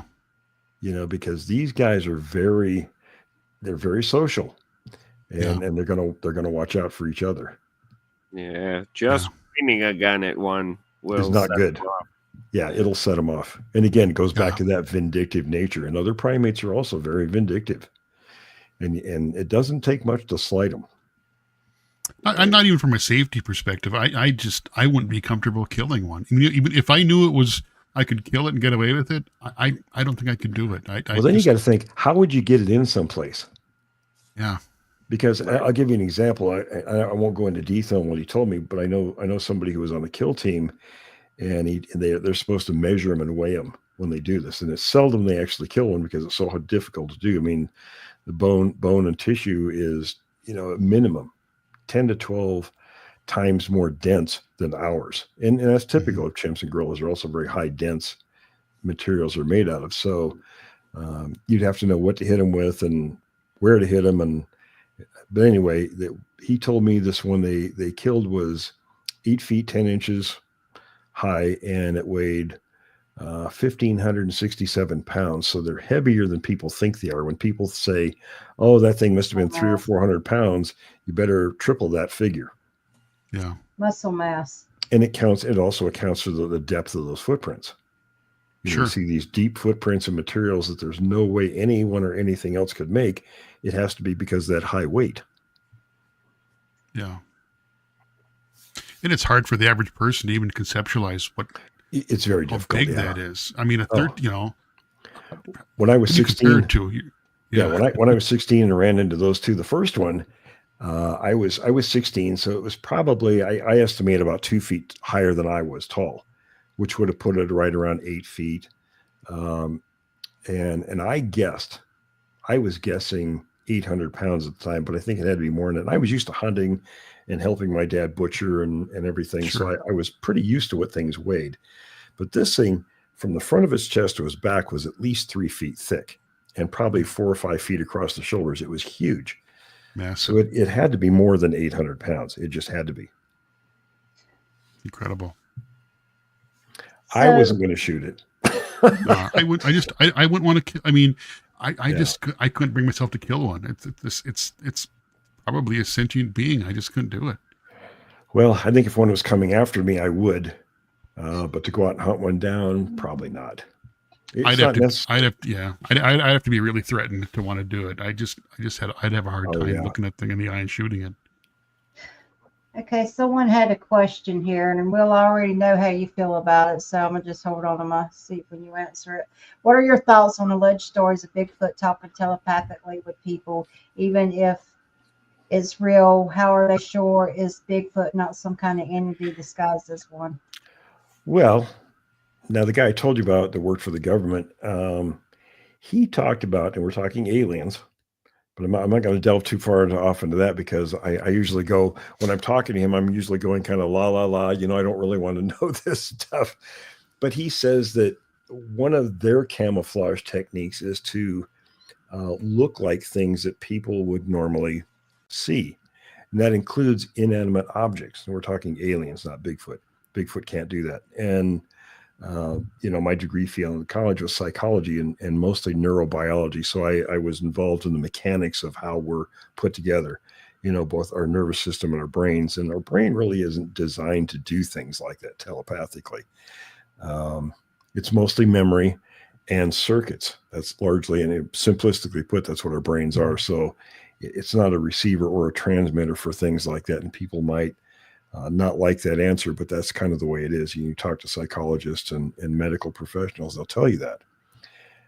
And you have to ask yourself, my question, people say that, well, can Bigfoot do telepathic communications? And my response is, tell me out of the entire history of this planet, 4.5 billion years, what other species can do that? I don't know of any. Well, and why would it need to? I mean, there needs to be a reason for that to develop. Right. And there's no reason if they can communicate other way. That's why, again, I don't like a supernatural explanation. We don't need it. What's the reason for a supernatural explanation? We don't need that. That's the reason we speak, we hear, we see, we have these senses. That's what we use that for. Yeah. And these guys are. I have been close to these creatures, and they've hit me in the head with vocals, but I've never heard any of that telepathic stuff. And they may be able to use infrasound. It's something we don't know. It's a possibility. Mm-hmm. Very possible. Now they may do it without realizing they're doing it too, just because of the intensity of the sound waves they're putting out. And again, like I said before, the size of their vocal cords has to be enormous. Yeah, and the lung capacity. It's very likely they can produce frequencies that we can't hear. Oh, That's absolutely. I think that's likely. In fact, Yeah, they can produce sounds that we just can't hear. I agree. Yeah, I think so Yeah, too. they hit me with a vocalization of a meow, and it sounded like to me that the mouth was an inch from my temple. It hit me here. It didn't go in like into my ear. It hit me right at the top of the head. So I think they can focal it. I don't know. I don't know how they would do that unless they lean forward and stretch out, their mouth. I don't know. Don, I have a question for you, buddy. What does it take to get the government to knock on your door? Sorry, what was that? What does it take to do to get the government to knock on your door, buddy? Nah, they still hang around. You don't have to answer. Poor Don. You're okay. Jeff, do you have a? That's nothing. I mean, there was another thing they did. I go up this road and I stand up at the road at night and I can look down the road. There's a little bend in the road, but I can see the trees on the other side of the road. This car was coming down. There's no street lights on the road. So the tips of the branches are being lit up as this car is coming down the road. I can hear it coming.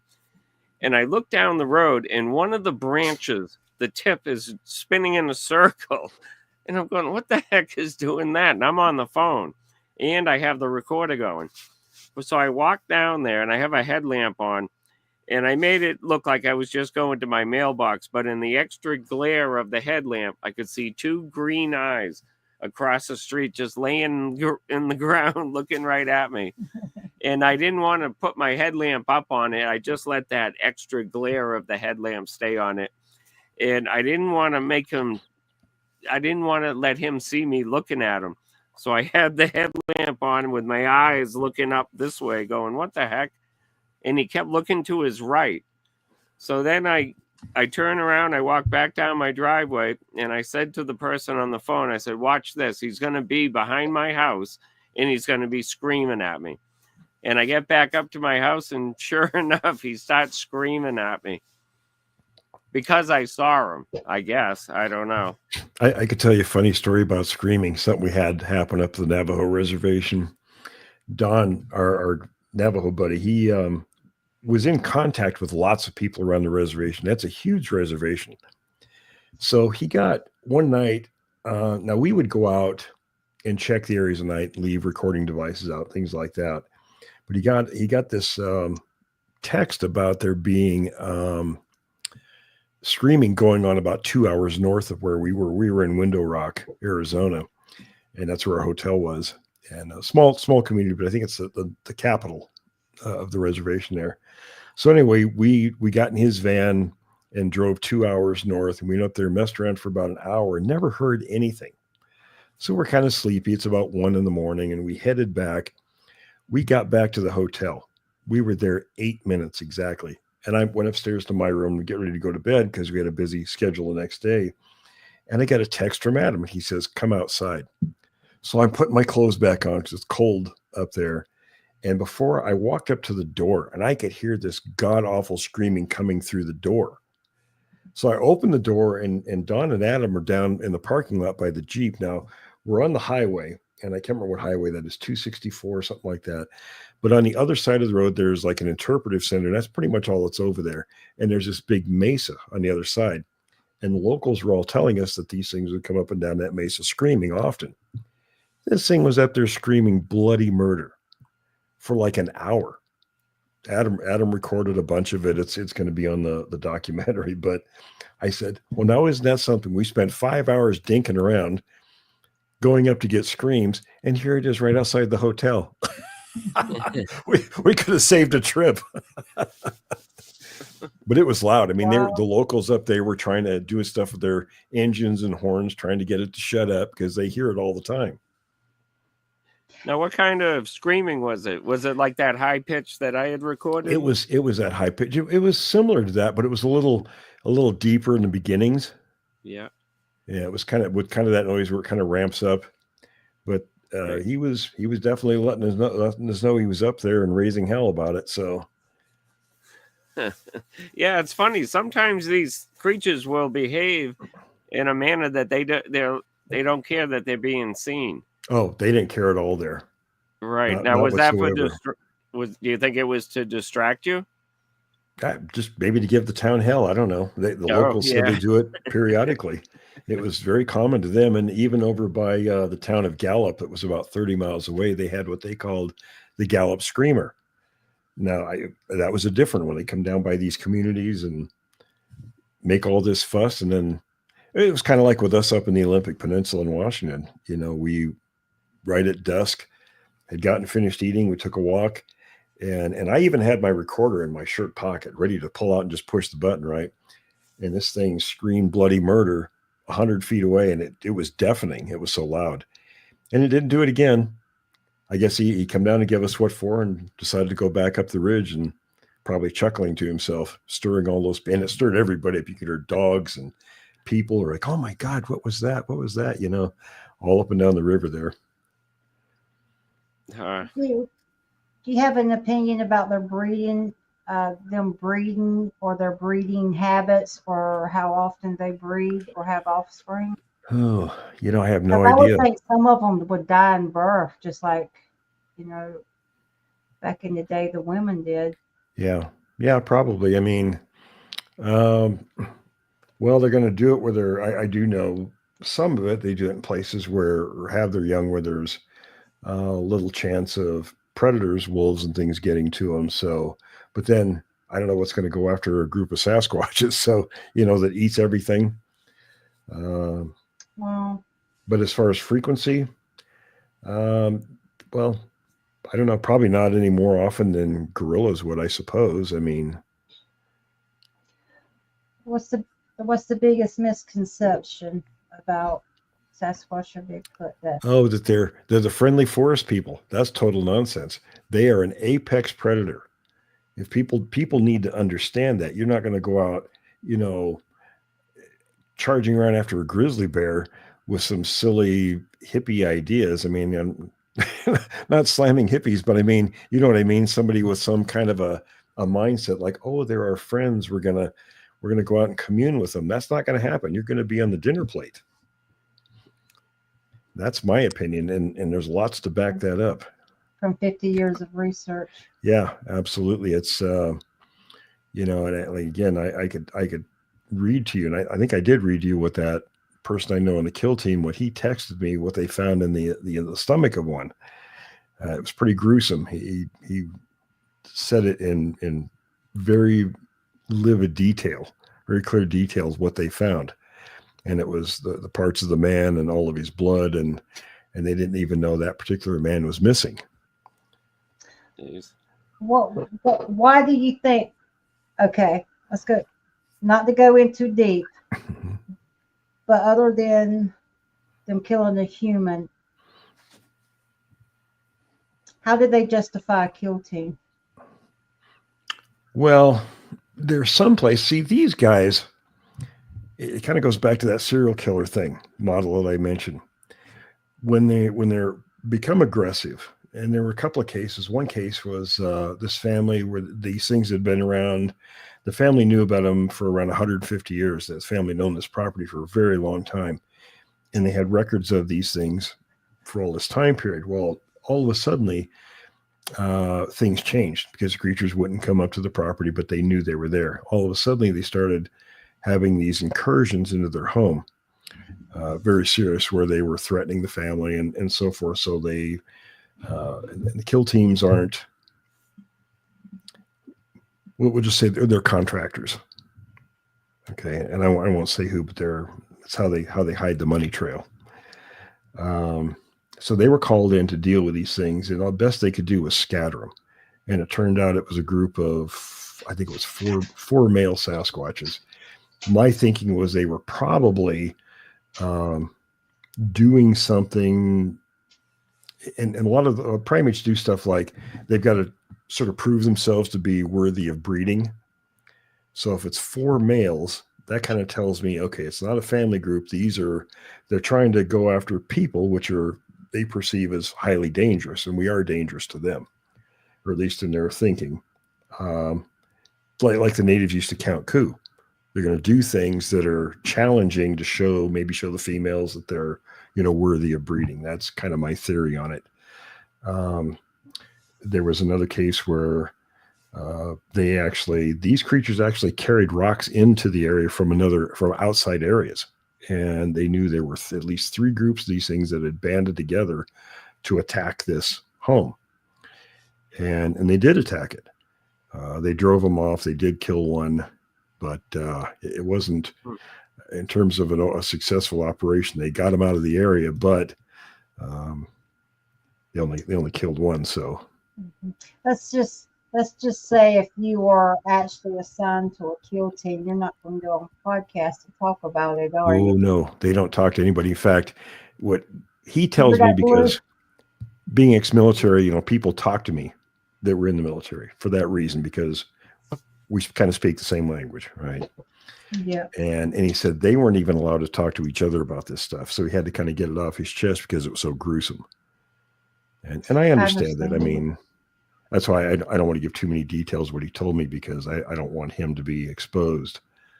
But it's a tough job. I mean, I wouldn't want to do it. William has a little bit of a medical background, but he wants an opinion here. He says, would Bigfoot pregnancy or birth be more like chimp gorillas rather than humans? Humans struggle with childbirth because of the size of the brain and head. Other primates deliver easy. Any thoughts? Yeah, I think it would be more like other primates.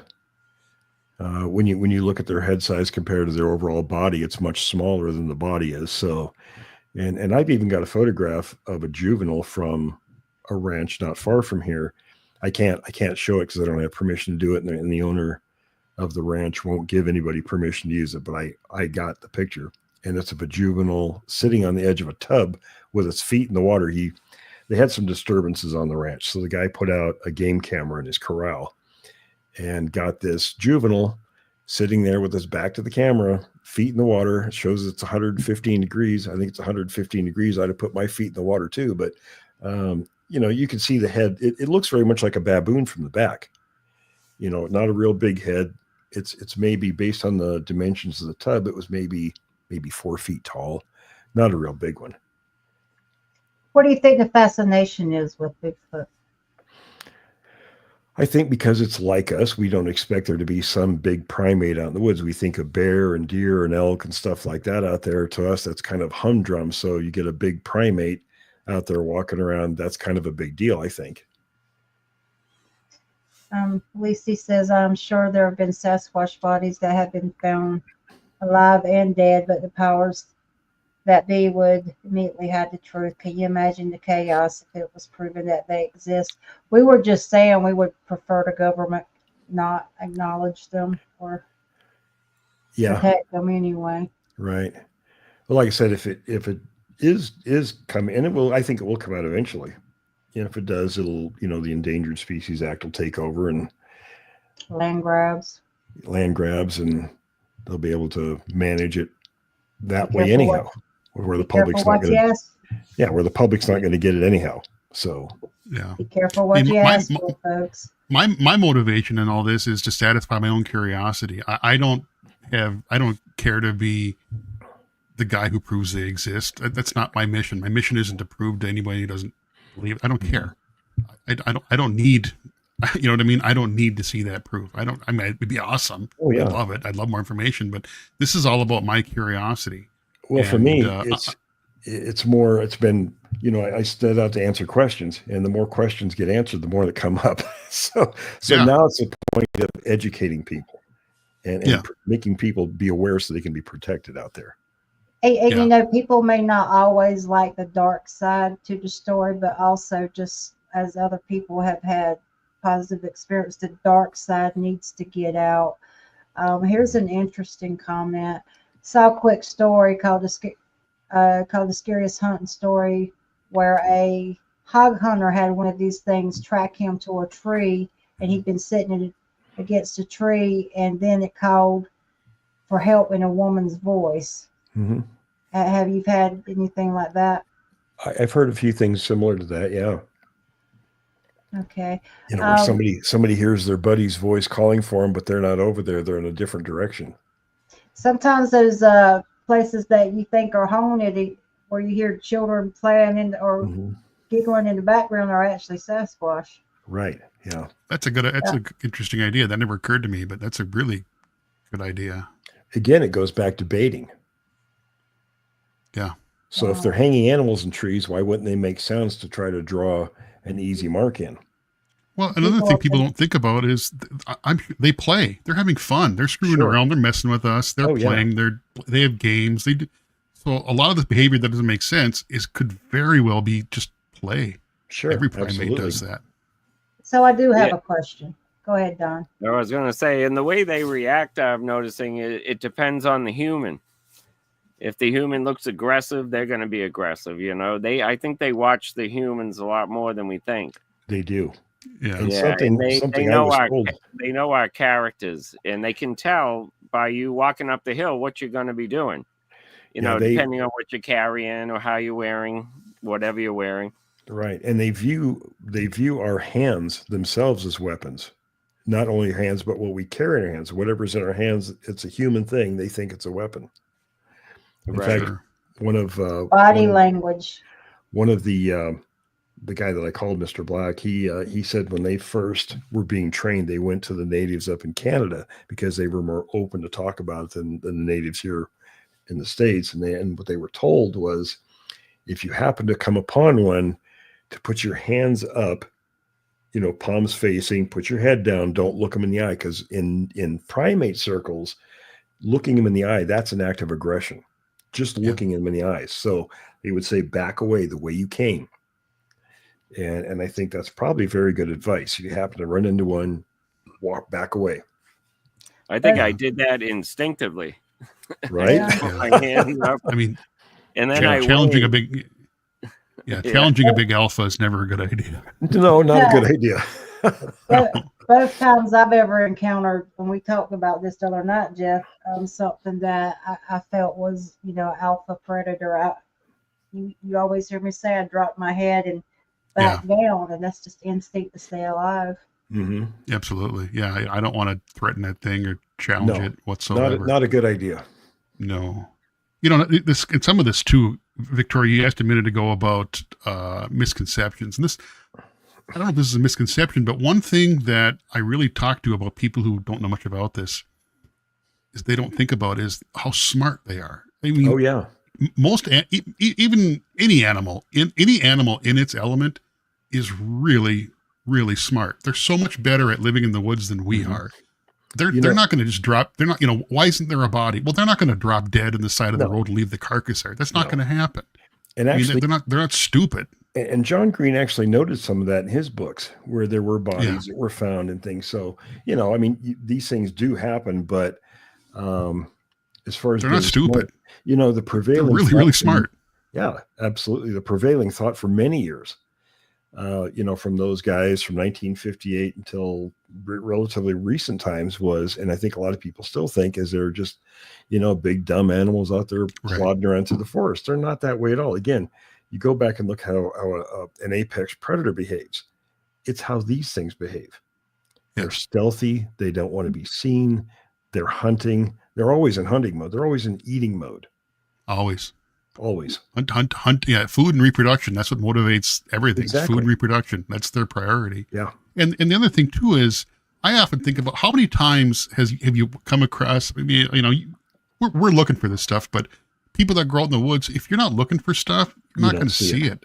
No. I'm sure there's countless examples of people walking across tracks or scat or other kind of signs that just never even notice it. My favorite example I have is I happen to know a lot about white-tailed deer. I've had tame ones and whatnot. You can damn near step on a white-tailed fawn. Mm-hmm. Even when you're looking for them, you can almost step on them before you see them. They're that good at hiding.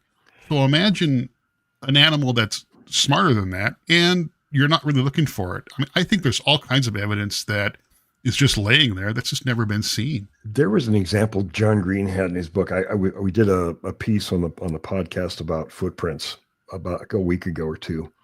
And one of the things he mentioned in there, I found it interesting. I was talking to my cousin David about it. I said, look, here's an example. And he talks about these line of tracks these guys found.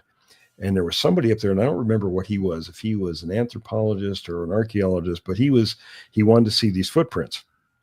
Now, they had covered them with a big white sheet of plastic. So the guy drove by him 3 times and never saw him, and the green and them laughed about it. It was like, I guess he didn't even notice the plastic when he drove by it. So, I mean, even somebody that's looking for something didn't find it. You don't see what's still. Yeah, and I had a few instances up here where the creature just kind of blurred out. I could tell something was there, and as it went through the woods, there was moving branches, and as it ran away, I could only see the soles of his feet. And I had an idea then that it had something to do with their hair. And then I saw it a second time, and there's something about their hair. I'm pretty sure it can refract light. So all these stories of people saying that they disappeared, I went back and read a lot of those because I pushed those stories all aside in the beginning. And then I went back and started listening to them and, reading about it. And it could be something like that.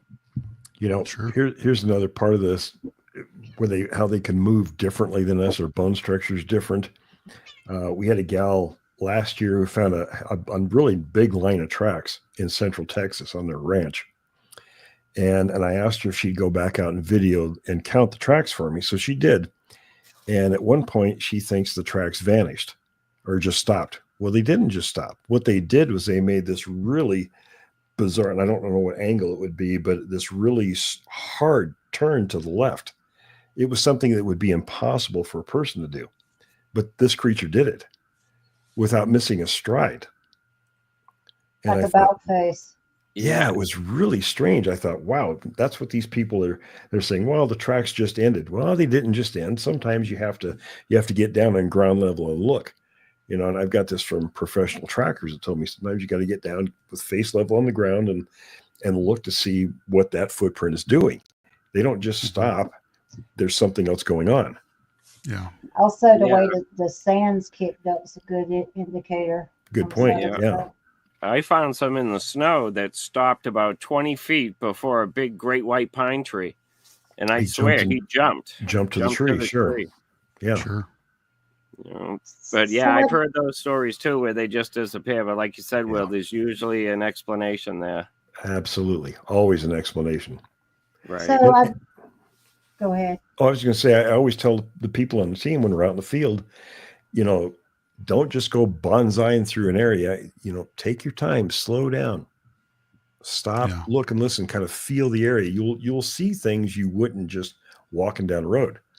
And sure enough, I've shown them every time we find stuff because you got to slow down, think about the surroundings, think about what's going on, look carefully.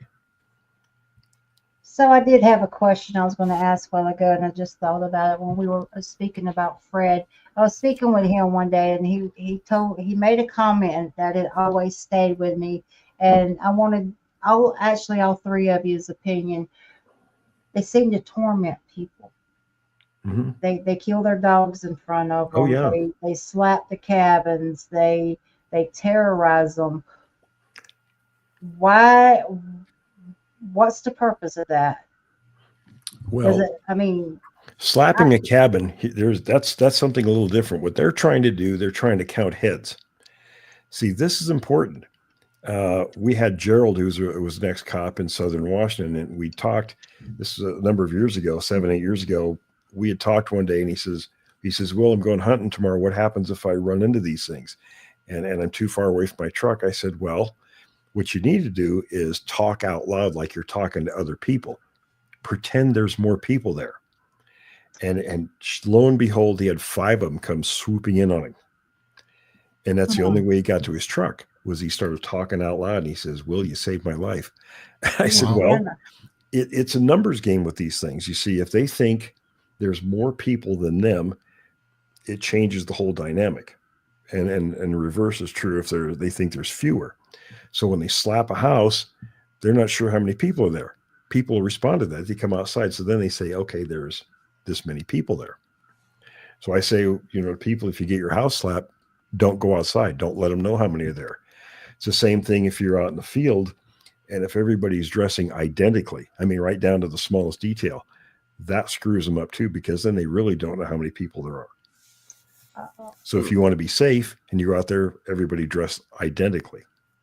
So there are a number of things you can do, but as far as that vindictive stuff, now that's something else. I interviewed a guy in Georgia a number of years back, and there was a town, and I think it was South Carolina where this was going on. He lived in Georgia, but he went there to investigate. And one of these things or more was killing livestock all over this town, horses, goats, and they were stealing pigs.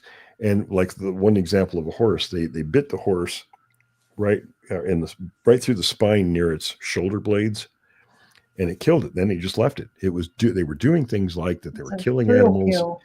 Yeah, and it was where people were going to find them, like they were trying to prove a point. But other primates will do the similar things. They're extremely vindictive, and we don't know what slight sets them off.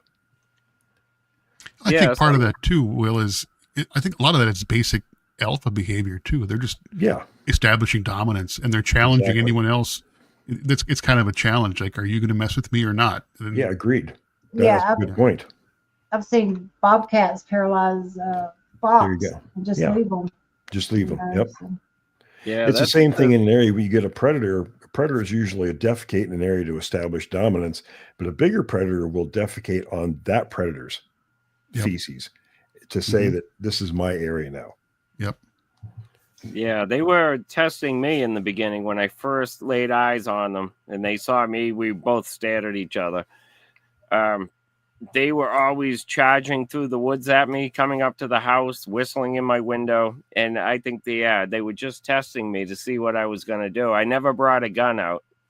I went out one time and yelled at them and told them to stop whistling in my effing window.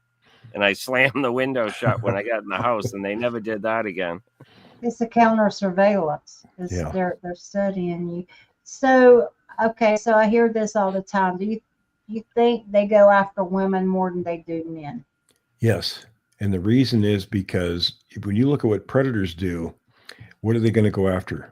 They're going to go after the easiest targets, the young, the sick, the old, and females aren't as strong as males. So that's kind of the pecking order. Less of a threat. You see how many stories you hear about them staring in the windows at children, which is pretty creepy. But in nature, if you get injured by fighting an animal that's the strongest of that species, an injury is a death sentence in nature. There's no hospital they're going to go to and get fixed up.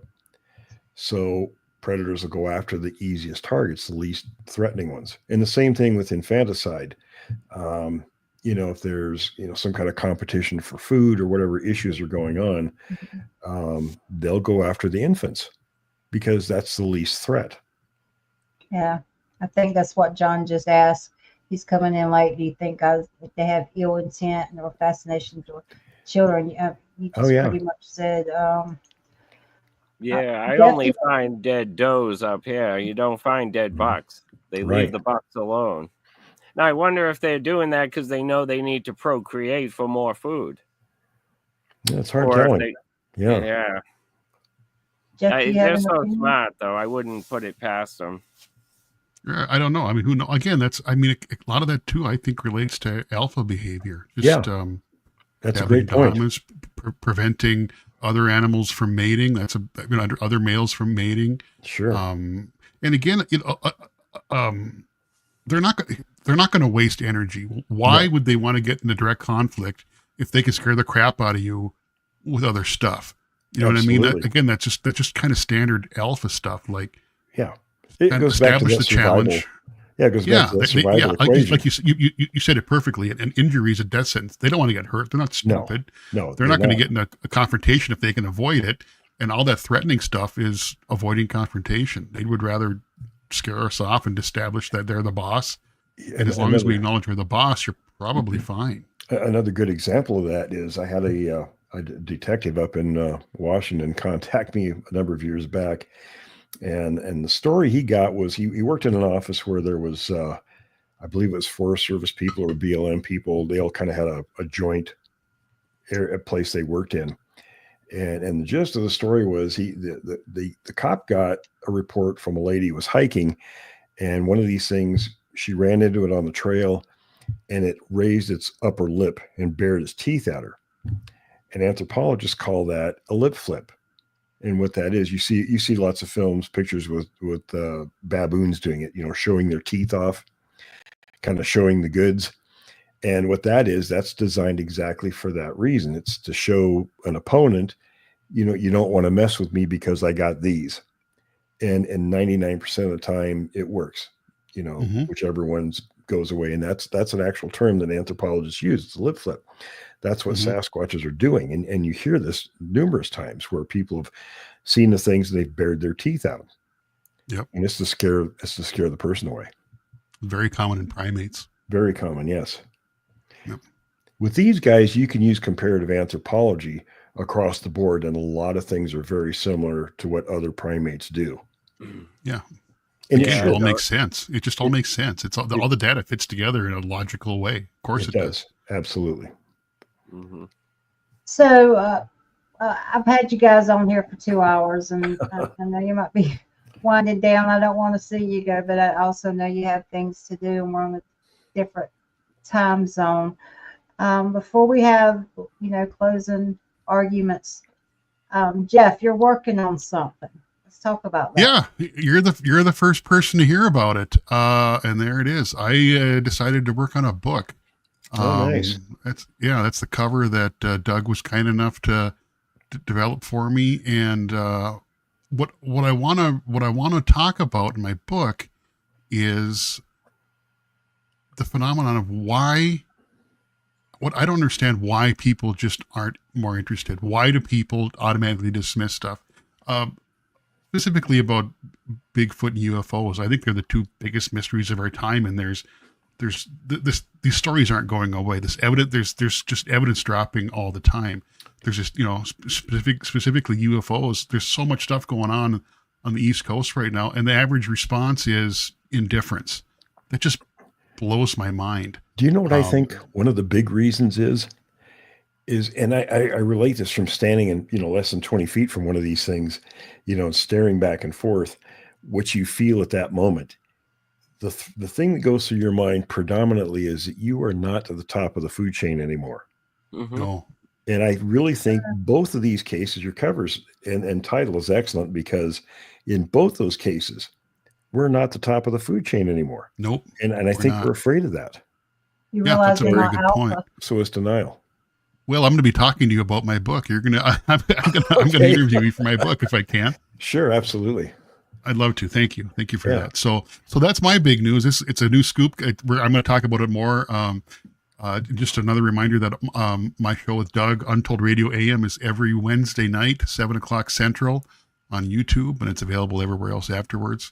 I'm really happy to see some of our group in this chat, and honestly one of the best things about this community is the community. I love these people. These people are all endlessly curious people. They're interested in this stuff. They're smart. I love our community, and it's so cool to see them in the chat here. And I want everybody to come in and take a part of this and watch my show, watch Victoria's show, participate in these chats, ask questions. It's awesome. I'm so grateful to be part of this. And again, thank you, Victoria, for inviting me here. This has been a lot of fun. I really appreciate being here. Thank you. I appreciate it. I told you you'd probably take a lot from the guests. Did you learn anything tonight, or what's the one thing tonight, speaking with our guest, that you kind of stands out in you? That's a good question. I can't put anything specific. It's been a great conversation. Both Will and Don are you guys are great guests. I love talking to you guys. This has just been a great conversation. Good show material. Yeah. I've sat and talked to people for 8-9 hours straight. Yeah, I could talk about this all night. I love this stuff. Like I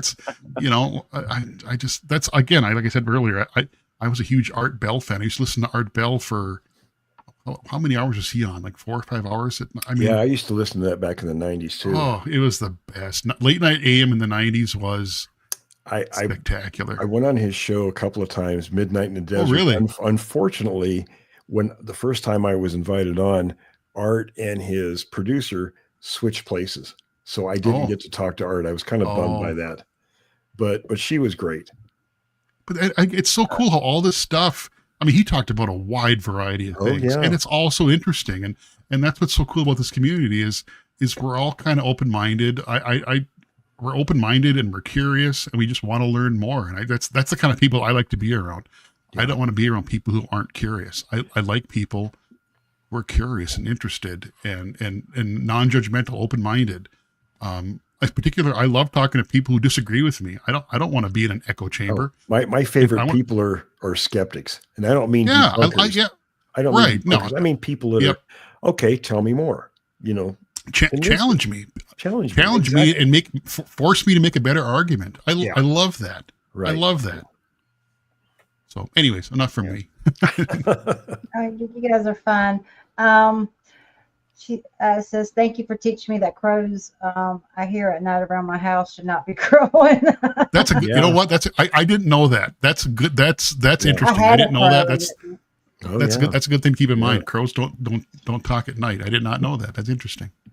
So Will, you got, go ahead. I was going to say, I've recorded them doing crows at night and during the day, right in the middle of owl vocalizations. Mm-hmm. They'll go right to a crow and then back to the owls.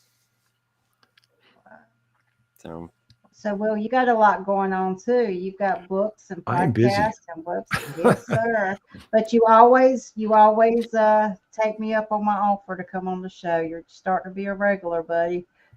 Well, I appreciate coming on. Yeah, we've got Adam's got the second documentary just about wrapped up, and the third one he's working on, and then we're actually trying to create a TV show. That's something that's in the works. I'm writing my 10th book now. And then the podcast, geez, we're almost at 900 videos on the channel. So I'm fortunate I get a lot of people that will talk to me and, come on. And it's important for people to talk about what they've seen and experienced, because for every one person that talks, there's probably 20 or more out there that won't talk about it. And when you've stood in front of one of these things, it's so therapeutic to talk about it, because it gets it off your shoulders. Otherwise, it really builds up on you over time, because you don't know how to process that. And I can't tell you how many people. I mean, I know you can't see it. There's a carved mask on the wall behind me up here. One of the witnesses carved that specifically for me as a way of saying thank you for listening to him. And I mean, it takes a lot of effort to make something like that. But it's just, it's something I am really glad I'm able to do, talk to people and let them get that stuff off their shoulders, and absolutely maybe help them out if I can. I talked to Victoria about this briefly offline. As a host, my goal isn't to interrogate someone. My goal is to give someone the space to share their story. Let them talk. To listen respectfully. You might disagree with them. I don't agree with everybody that talks on our show. Some of the people on our show, I don't agree at all. But I'm not going to say that. I'll give them their space. Give them some respect. Let them talk. You're going to learn something. Whether it's good or bad, you're going to learn something. Just let them talk. You got a great perspective. I mean, my mission isn't to prove to some disbeliever. That is not my mission here. My mission is I want an entertaining show. I want to listen to people. I want to let people talk. I want to learn more stuff. I want people to feel comfortable to come on our show. I know Victoria feels the same way. I want people to come on our show and be able to talk honestly without being judged, without being ridiculed. I'm not trying to catch somebody in a lie or interrogate them. That's not the point. The point is to be entertaining, interesting. Let's learn something. Let's get closer together and just be a close group that likes each other and does fun stuff. That's my goal. This is supposed to be fun. It's like my podcast. If you go to my channel, it's Creek Devil or my name. I don't know whichever it is right now, but that's what we do with the shows. I say in the beginning, I'm handing you the microphone, and we're there to answer questions, but otherwise we let people talk. Let them say what they want to say. I actually watched an episode. I watched an episode of you earlier today. just to kind of get a little more familiar with who you are. I watched an episode about the Minnesota Iceman. Oh yeah. We didn't get a chance to talk about that, but that's an interesting subject. That's a You can whole hit on that. very subject. Did you want to hit on that right quick, or? All right, I'm hearing crickets. Okay. Oh. I'm sorry. Who were you asking? I asked if you wanted to hit on the Minnesota Iceman.